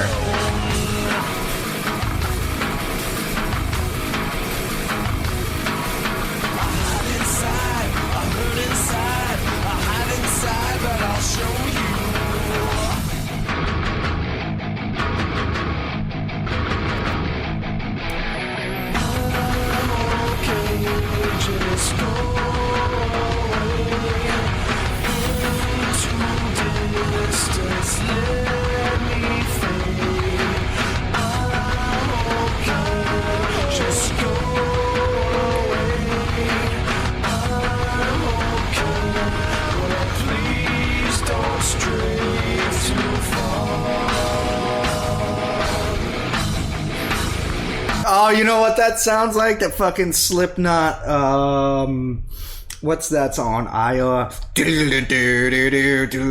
got conniptions for the final act you came here for. No wonder if you manage is the one I abhor. I need the minute to alleviate from everyone the everyday bullshit things that you abhor. Open your heart, I'm beating right here. Open your mind, I'm beating right here. Open your heart, I'm beating right here. Open your mind, I'm beating right here.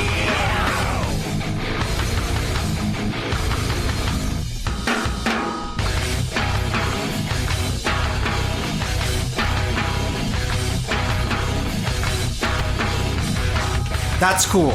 I like this. I like this.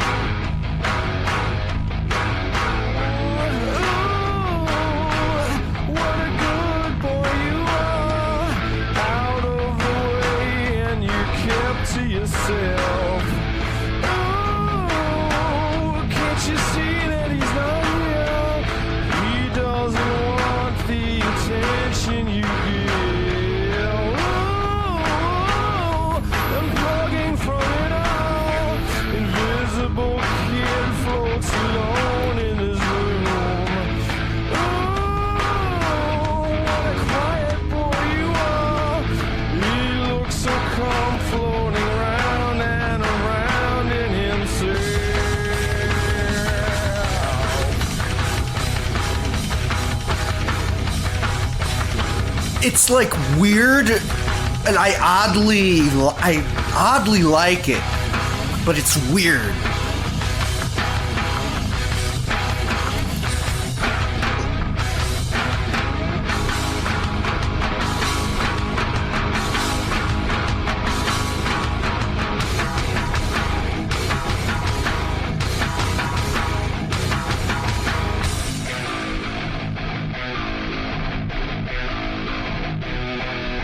Invisible kid, locked away in his brain from the shame and the pain. Whirled down the drain.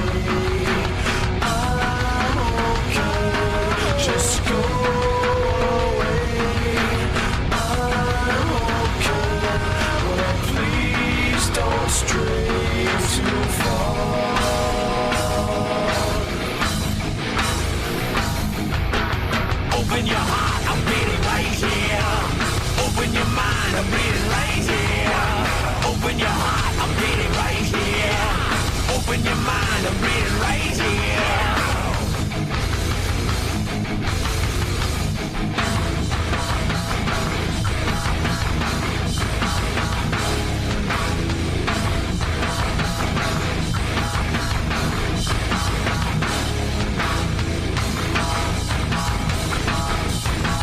What is happening?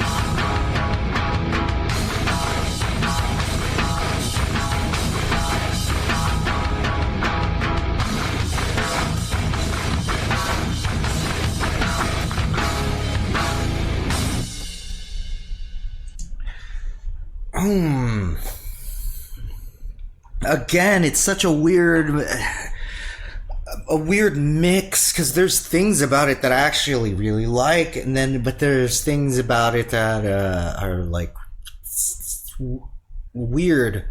There's like a fine line between weird in a good way and weird in a bad way, and they're like kind of like hopping back and forth between I'm just thinking about this production. I think what they wanted this punk rock sound, so naturally, they'd go for punk rock production to get the punk rock sound. What I think they should have done was, still, if they want the punk rock sound, that's fine, but they should have had a producer that like did it in a very much more controlled way, and then use the production techniques to manipulate these sounds and get that punk rock production, like the punk rock identity that they are going for, but using control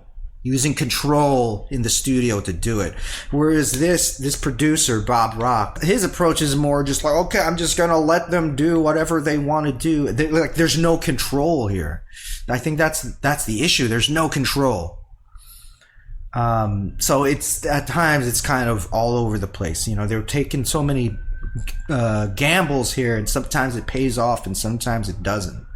Like a lot of these riffs too are like, some of them feel underdeveloped, like there's something cool there, there's an idea, but they should have kept it going and then added even more to it to make it even more interesting. But sometimes it's just feels like these riffs are just there and for the sake of being there. And I feel like this song is a little bit too long too. But again, after saying all that, it's still, there's something about it that I don't think it's totally bad. I think there's something here. This is the kind of thing. Maybe if you did listen to it a couple more times, you could find something here. You could kind of get into it, just accept it for what it is upon repeated listens. Maybe.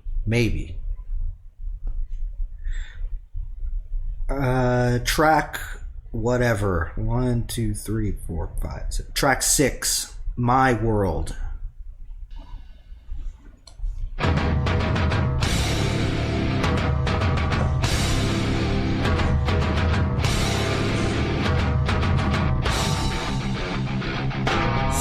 It's like so out of tune sometimes, but it sounds kind of cool.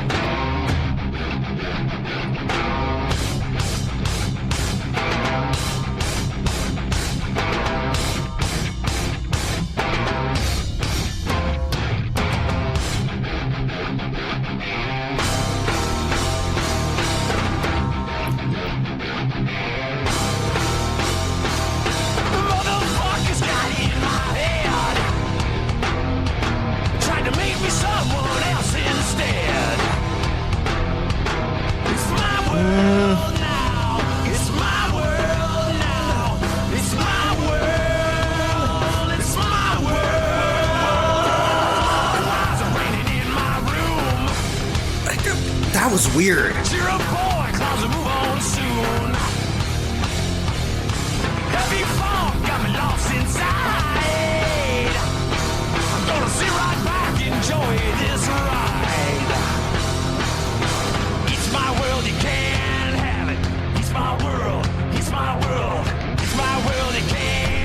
That's okay.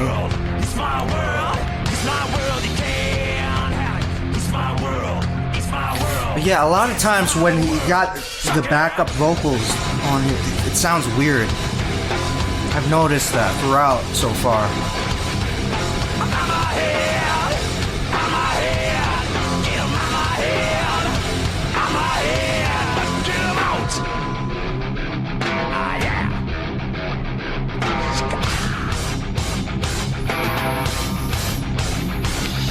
Who's in charge of my head today?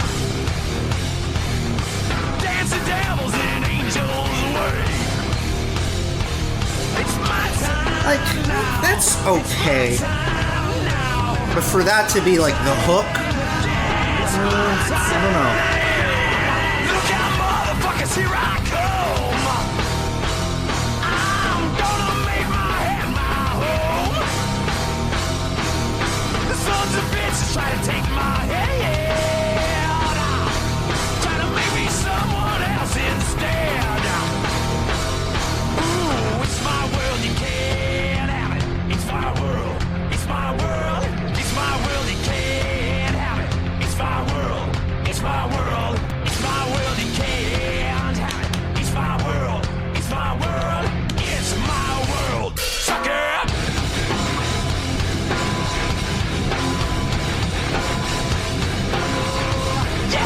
So this breakdown part is cool.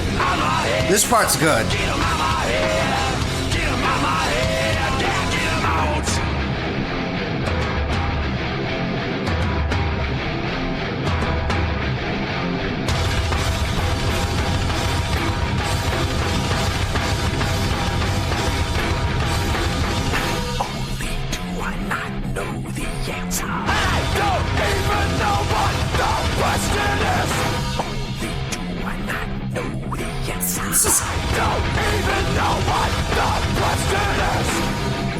That's kind of cool. I like that. Okay, this is cool.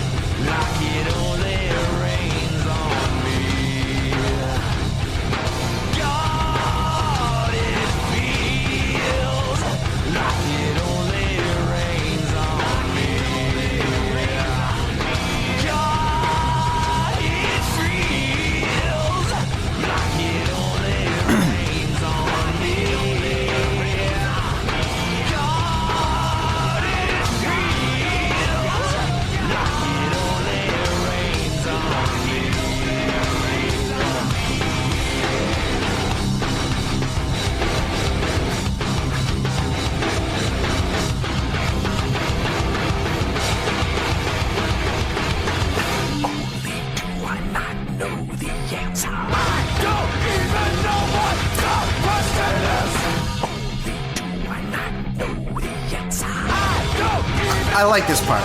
I like this back and forth here. 'Cause it's a nice dynamic.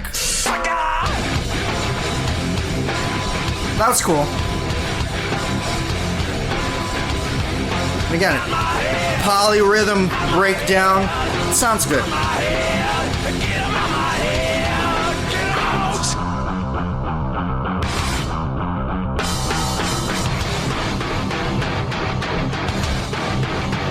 That's cool.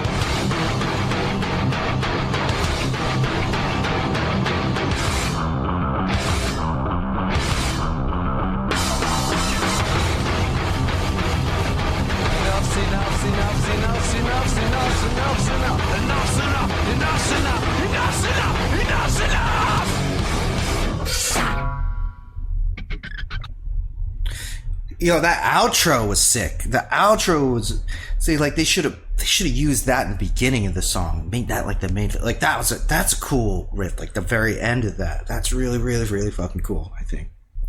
So again, I'm starting to really feel like there's like a lack of focus, right? Because some parts sound good, and then some parts are weird and all over the place. Yeah, so far just a weird listening experience. It feels like the whole thing just feels very experimental, for good or for bad. Shoot Me Again. Track 7, I guess.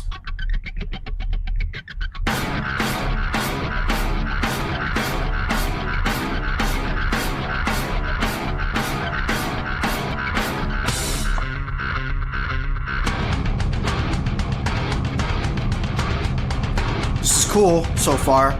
It's good. It's cool.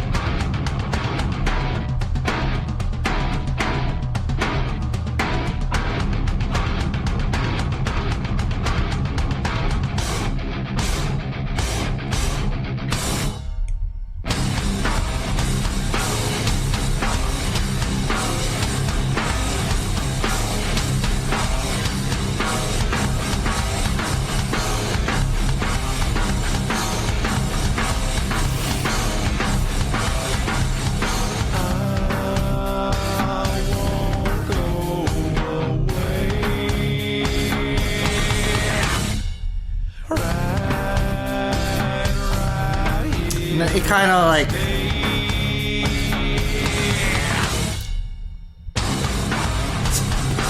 like it's not as heavy as I was hoping. Like the initial riff sounded like it was going to be crazy, but then this part's like okay.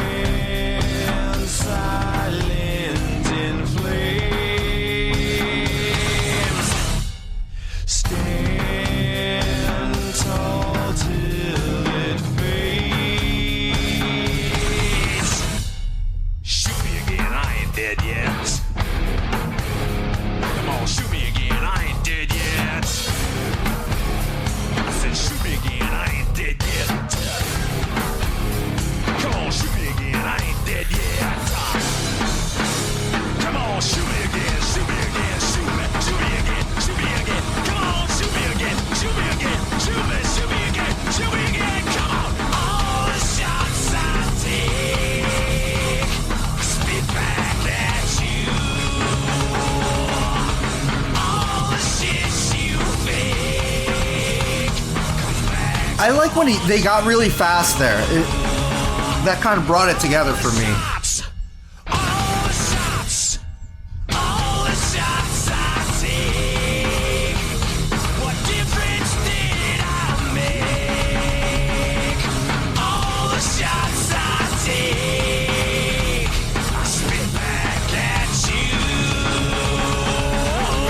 You know, okay, so like there are times when, you know, they get very melodic during this album, and it makes me think of like the melodic parts that we heard on their earlier albums, something like Unforgiven, or I can't remember the other song, but like there are times when they get melodic, and there's like a depth to it, like in like the songwriting, like the melody and the progression. There's a clear depth there that makes it compelling, right?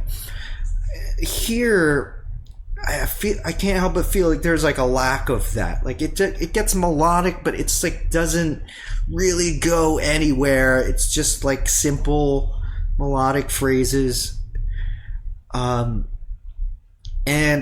that's probably because they, as we saw in the documentary, because they tried to write everything together in the studio, right? So that's what I was saying. Like you lose some of that depth. Whereas like if you're alone in your room and you are by yourself working on one thing, that's when you can get really deep and start to craft stuff that like nobody else would think of, you know? And that's where you get that musical depth, the melodic and the harmonic depth. I could be wrong.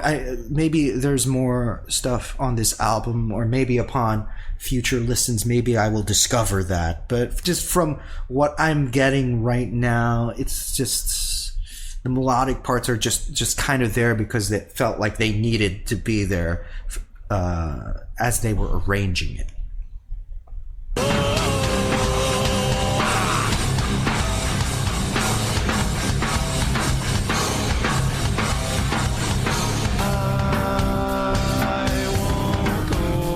Like, this is what I'm talking about. Something like this.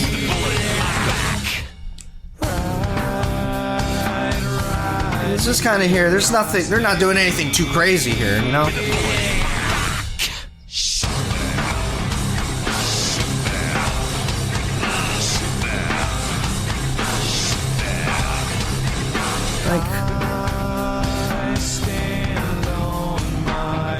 Riffs are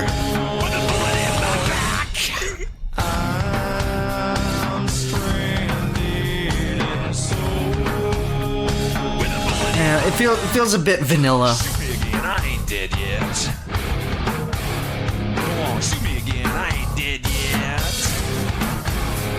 Yeah, shoot me again, I ain't dead yet. Come on, shoot me again, I ain't dead yet. I said shoot me again, shoot me again. Come on, shoot me again, shoot me again. Come on, shoot me again, shoot me again. Shoot me again, shoot me again. Yeah, all the shots I take. That part feels very loose. I guess frantic is a good word for it. It does feel a little frantic. It really does. Comes back to haunt you. All the shots, all the shots, all the shots I take. Hey, what difference did You can hear like every punch in. all the shots I take? I spit back at you.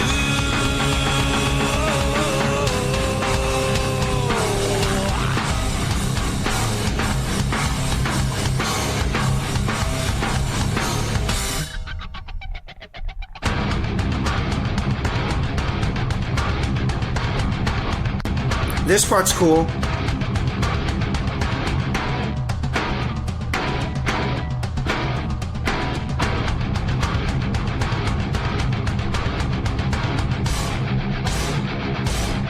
This part's really cool. They could have taken that. They could have done something really cool with that. Something else.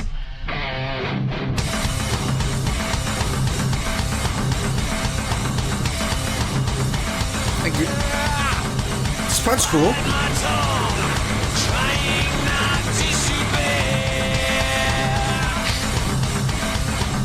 No compromise. My heart won't pump the other way.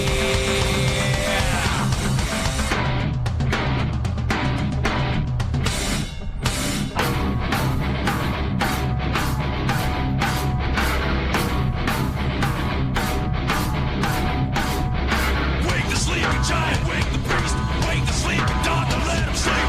Wake the sleeping giant, wake the priest, wake the sleeping dog, don't let him sleep. Bite my tongue, trying not It's weird.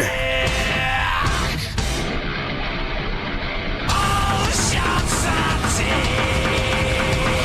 Spit back at you, yeah. All the shit you fake. I kind of like this, the way they're doing it here. I like this better than the way they did it before in the song. Like with this drum beat. All the shots I take. Yeah, I like this. What difference did I make? All the shots I take. Oh, I remember this part from the documentary. But they were like pissed off about something, right? Weren't they pissed off at like the radio people? They were pissed off about some radio spot they had to do. Alright, Sweet Amber. 1, 2, 3, 4, 5, 6, 7, 8. Track 8.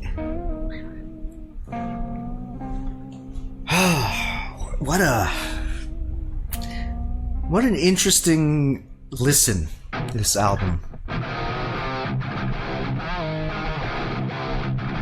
Like there's so many, you can hear so many ideas here that like I feel like it could have been better if they had just kept working on them just a little bit more.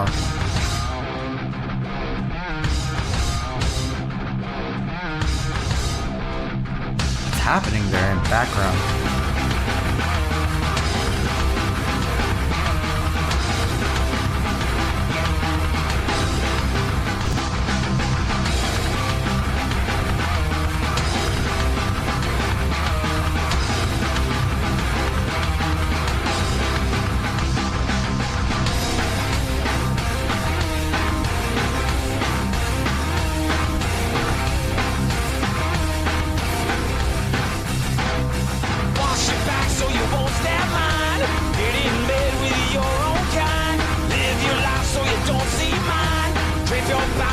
you won't shine. Wash your back so you won't step mine. Get in bed with your own kind. Live your life so you don't see mine. Drink your back so you won't shine. Ooh, and she holds my hand, and I lie to get a smile. Something weird going on. That guitar, what's going on with that? Is that a whammy? Is he using a whammy?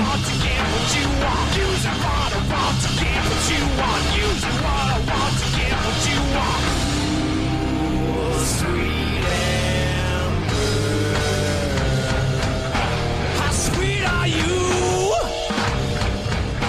How sweet does it get? How sweet are you?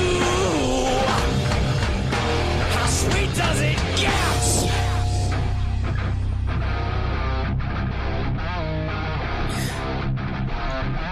That hook was not bad.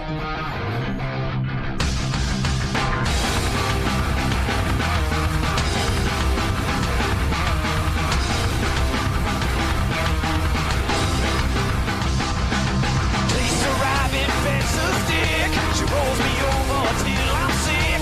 She steals in habits, deals in pain. I run away, but I'm back again. Chase the rabbit, fence the stick.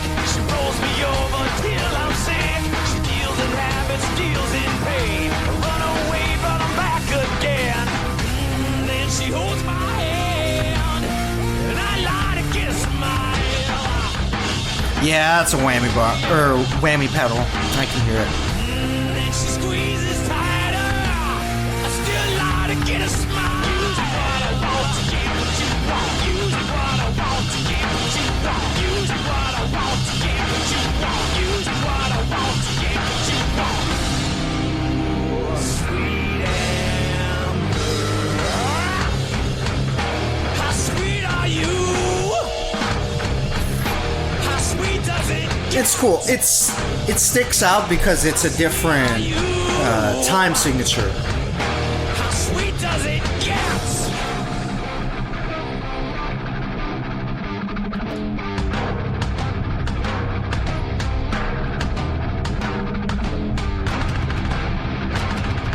That right there, I'm wondering what the bass is doing right there. Is that Bob Rock on the bass? She holds the pen, the spells the end. She traces me and draws me in. She holds the pen, the spells the end.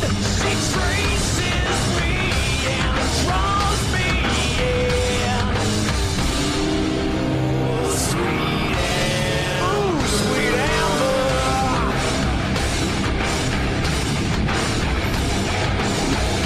Guitar sounds good right here.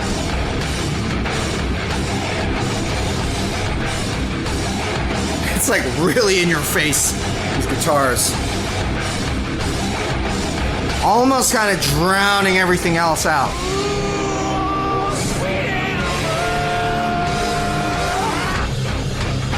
How sweet are you? Ooh, how sweet does it get? You know what? Yeah, I like this hook. This is a good hook. How sweet does it get?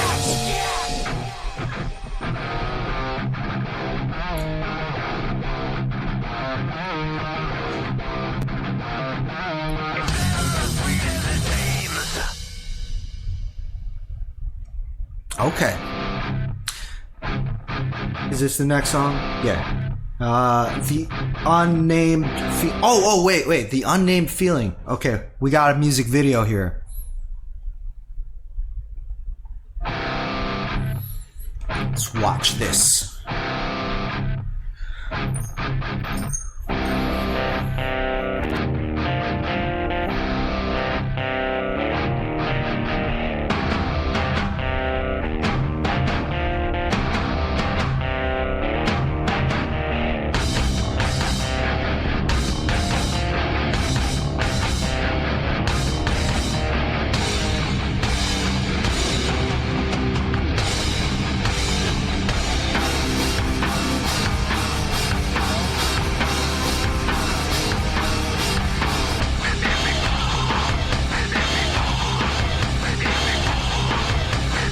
That's an interesting sound they're getting.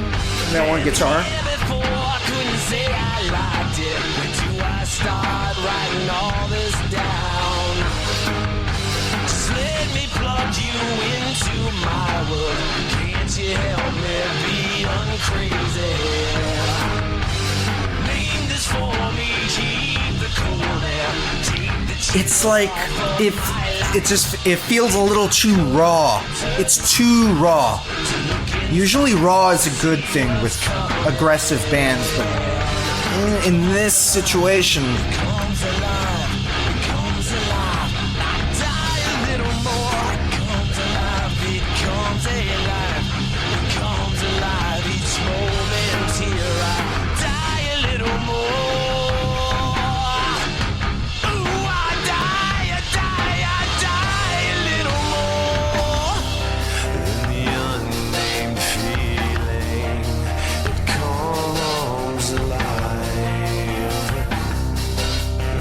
I'm not sure about this song. I mean, there's no, like... Is this supposed to be, like, the riff of the song? I don't know.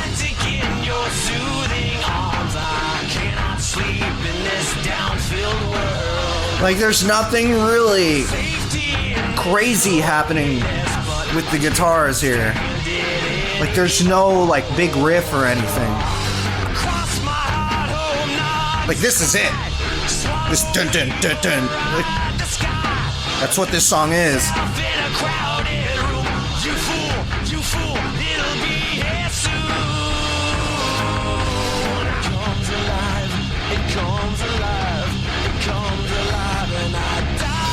Like, right after here, it should be something crazy that blows your mind. Like, oh yeah.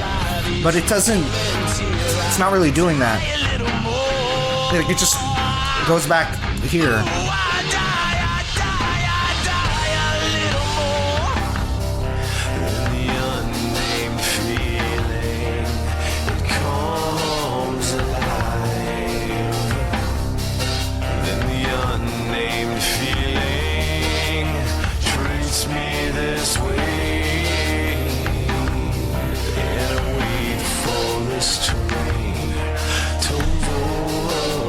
I think this is the best part of the song. The soft part.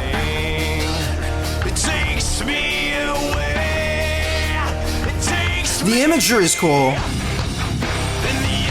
I think the video is... It's cool. It's got that gritty look, that gritty LA grit. That's what it makes me think of.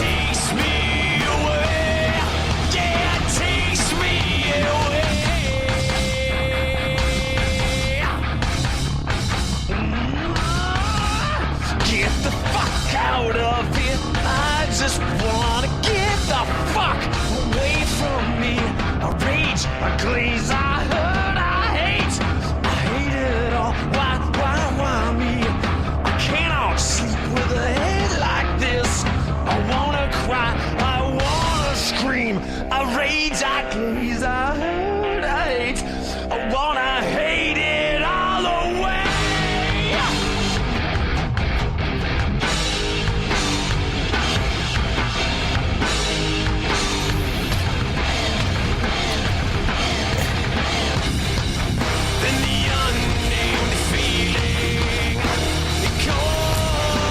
That was very weird. It was weird.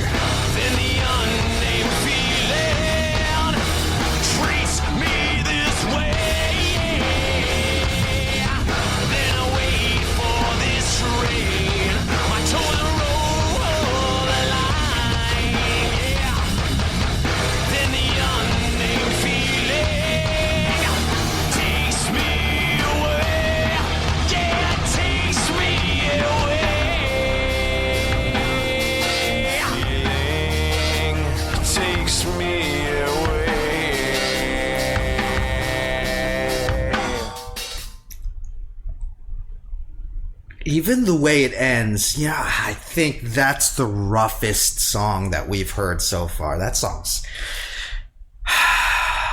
It's rough. sounds like an unfinished demo. I'm trying to give these songs like the benefit of the doubt, but like this one, I don't know if I can. This one is not. Like, why did they choose this to be a single? This one. Like, the other songs were better than this one. Even the ones that I wasn't into that much I think were better than this. This one is like, it's not like I don't want to say it's a bad song per se. It's kind of a bad song. Yeah, okay, it's kind of a bad song. But more than that, it just makes me feel weird. Like, it's like a weird song. I don't know about this one. I think about how, like, they had like 30 songs or whatever, probably more. Like, just think, like, if they had 30 or 40 demos or rough song ideas, and out of those 30 or 40 songs, like, they chose this one, and this one, it feels like it's not a complete song. It's wrong. I don't know. Am I being too harsh on it? I think the views speak for itself, though. I mean, it's mostly liked, but this video is 14 years old. It only has 680,000 views. Everything else we've seen has, like, at least is in the millions. So I don't know.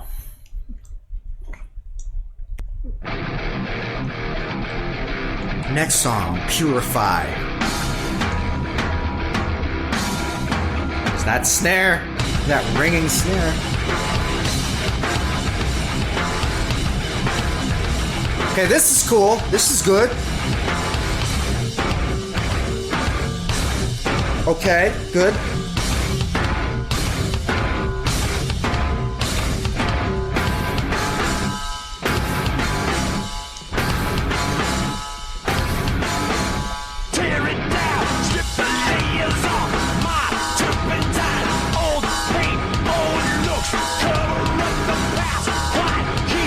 I like this. Hey, you know, I like this.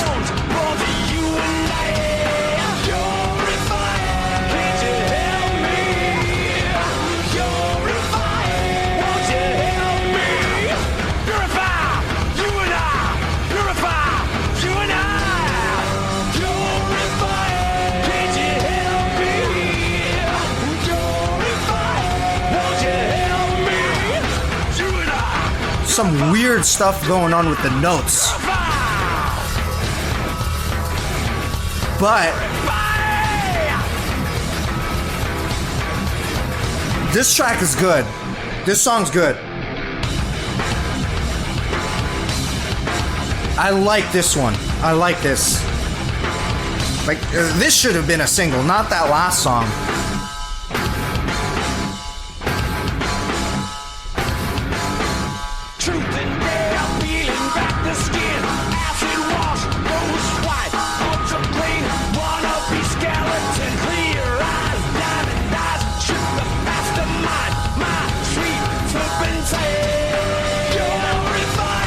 That's cool. I think that's cool.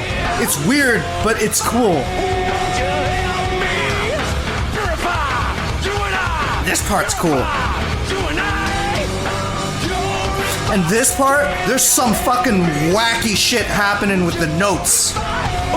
But it's whatever. It's all right. This part's sick.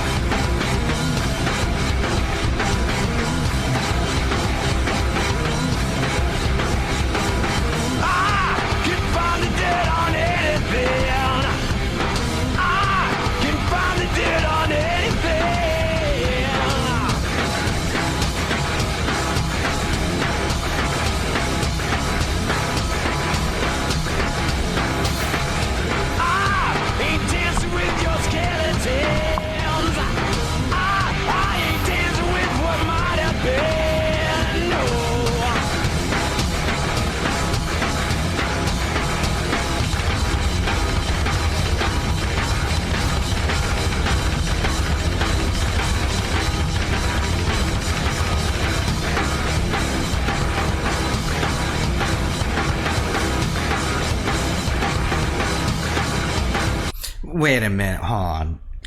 Song, I think the song is really cool so far, but what was going on with that double kick? What was up with that? That sounded sloppy as fuck. Hold on, let's listen to that again.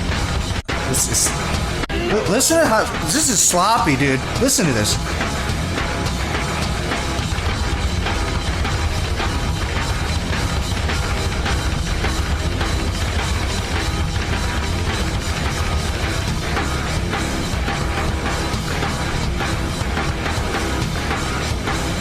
It sounds like he's just winging it there. Like he's like doubling up. He's like doubling up on some of these double kicks.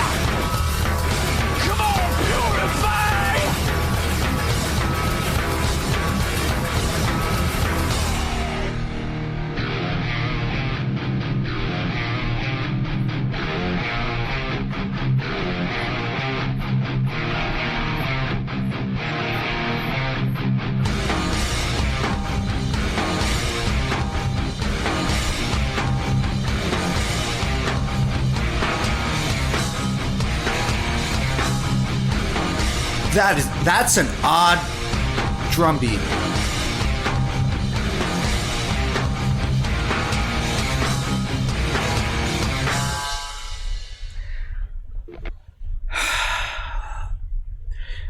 Okay, yeah, there is some wacky shit going on in that song, but I'll have to say, I think that's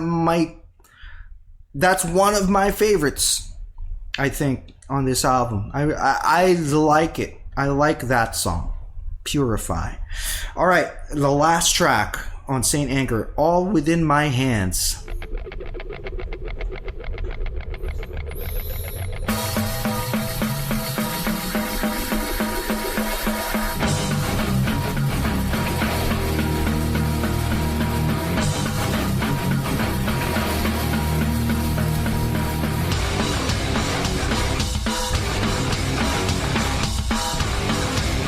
Yo, what happened to the kick?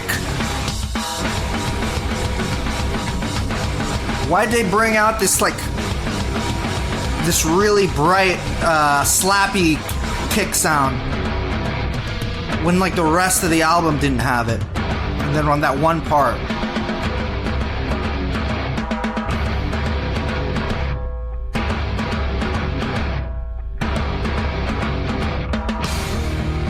And he's using the snare without the, what do you call those things on the bottom?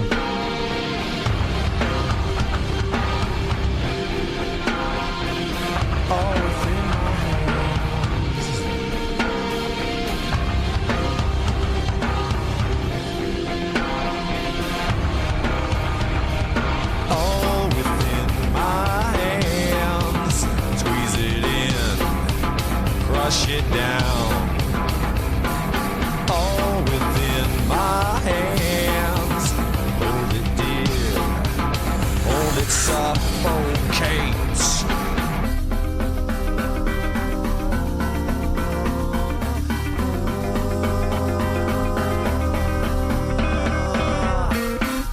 All within my hands, love to death, smack you round and round and all within my head. I really like that melodic thing they did.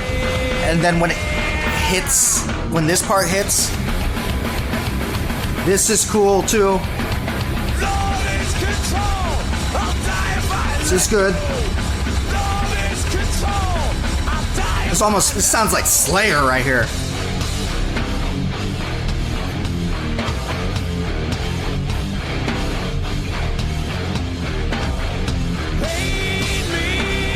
Good breakdown.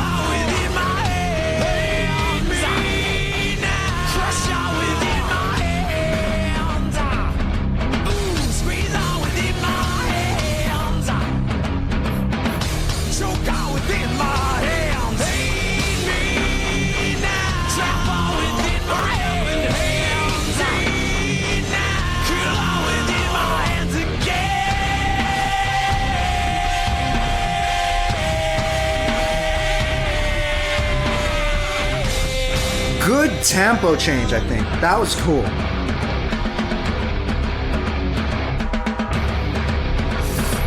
You know what? This track's good too. I think this is a good song too. All within my hands.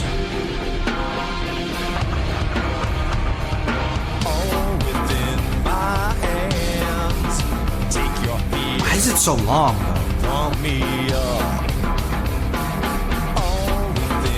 Like this is a really long song.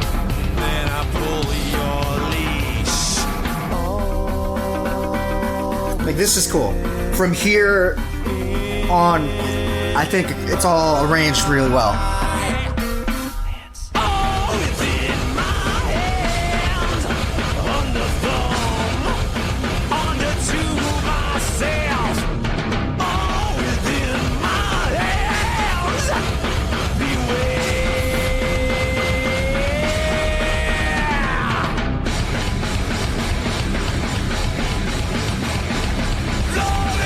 That's a good riff.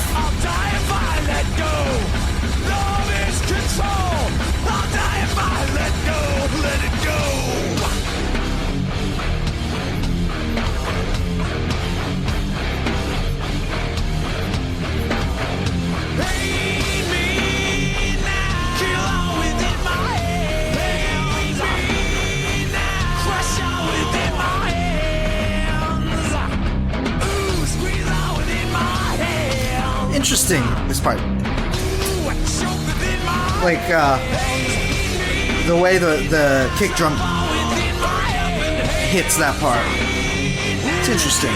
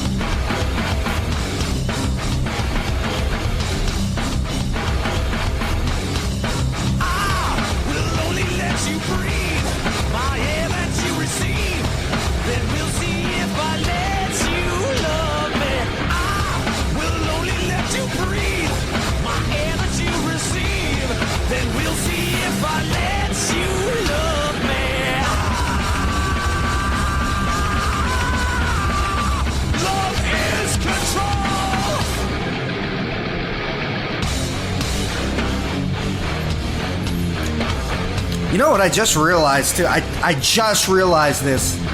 There's like no guitar solos on this album. They weren't kidding when they were talking about the guitar solos on the in the documentary. Yeah, there's like none. There's like little guitar noodling here and there, but there's like no like proper solos. I'm neutral on that position. I could, you know, as long as it sounds good, it doesn't matter if there's a guitar solo or not. But I'm just surprised that there really wasn't any, like, at all this whole time.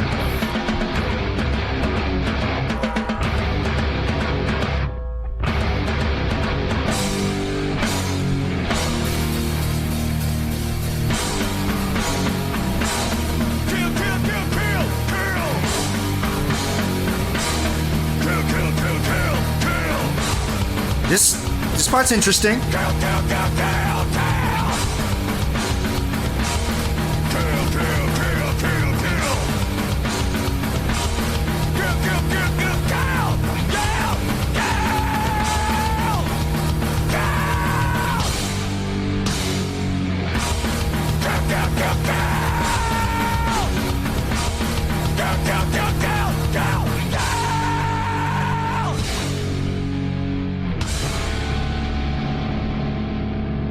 Ooh.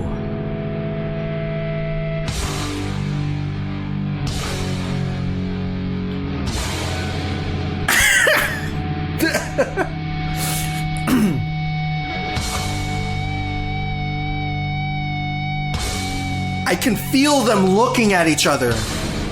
I can feel them all looking at Lars, like looking at his hands. He's like,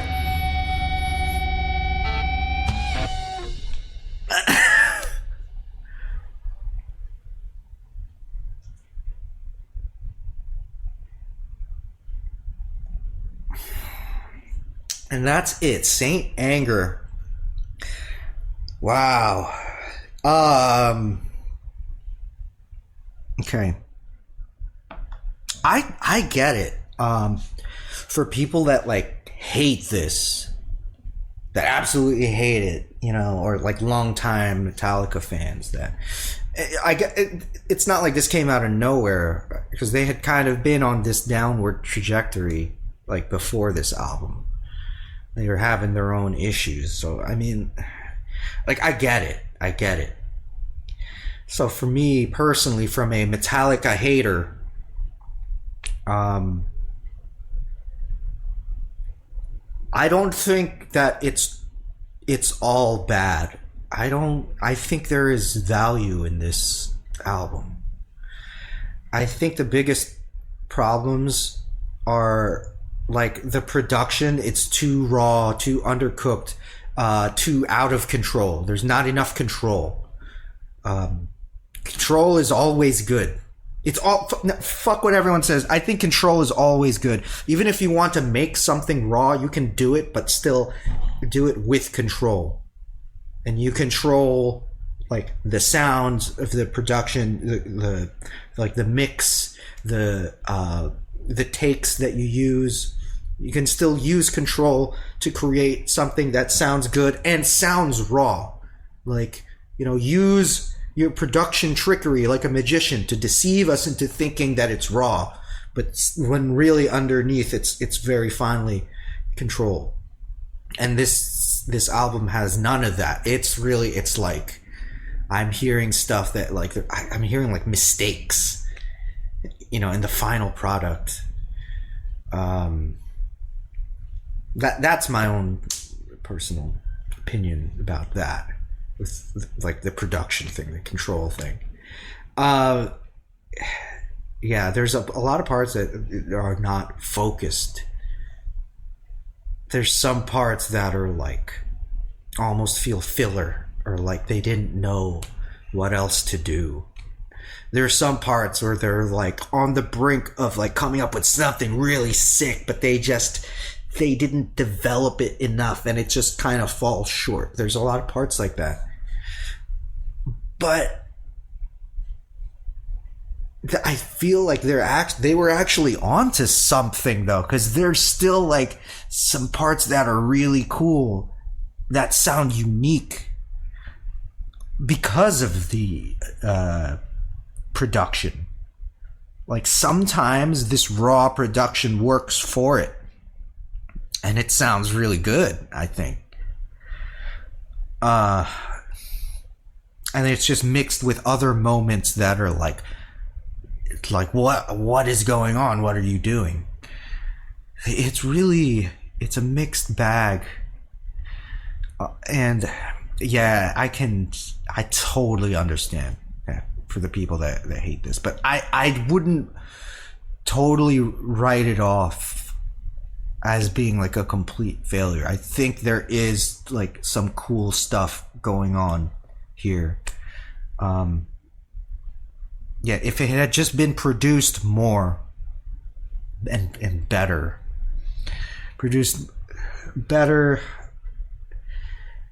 rearranged some parts, maybe revisit some of the demos, some of the parts that they didn't use, maybe Frankenstein some things even more. I feel like this could have been like a really good album. This could have been like a game changer, because this feels like a new sound, like a new thing. And it's just weird because it's coming from Metallica, and you won't expect this kind of like rawness and looseness from Metallica. You know, I wonder if it had been like a new band, would it have gotten the same kind of critical reception? I wonder too. I mean, even me, like, I wonder, like, my own reaction to it. I wonder, like, what if I came from like an alternate dimension, a parallel universe, where like this album, Saint Anger, was critically acclaimed and everyone loved it. If everyone around me for years said that this album was their best, would that affect my reaction to it? Because like, I'm coming into it having watched that documentary, watching them all melting down, and knowing what I know, that this was a controversial album that was not received well. I wonder how that affects my reaction to it, like listening to it now. You know, I'm trying to listen to it like freely with like an open mind and like just like a pure reaction to it. But these external factors are going to affect you, like no matter who you are. There's no way it can't affect you. It's like the history behind the album and this time period. So it's a lot to think about, you know. If I was like a longtime Metallica fan listening to this, it would take me a while. It would take me a long time. I'd have to really sit with it. But I have a feeling that this could grow on some, if they're willing to get into it, I have a feeling that it could grow.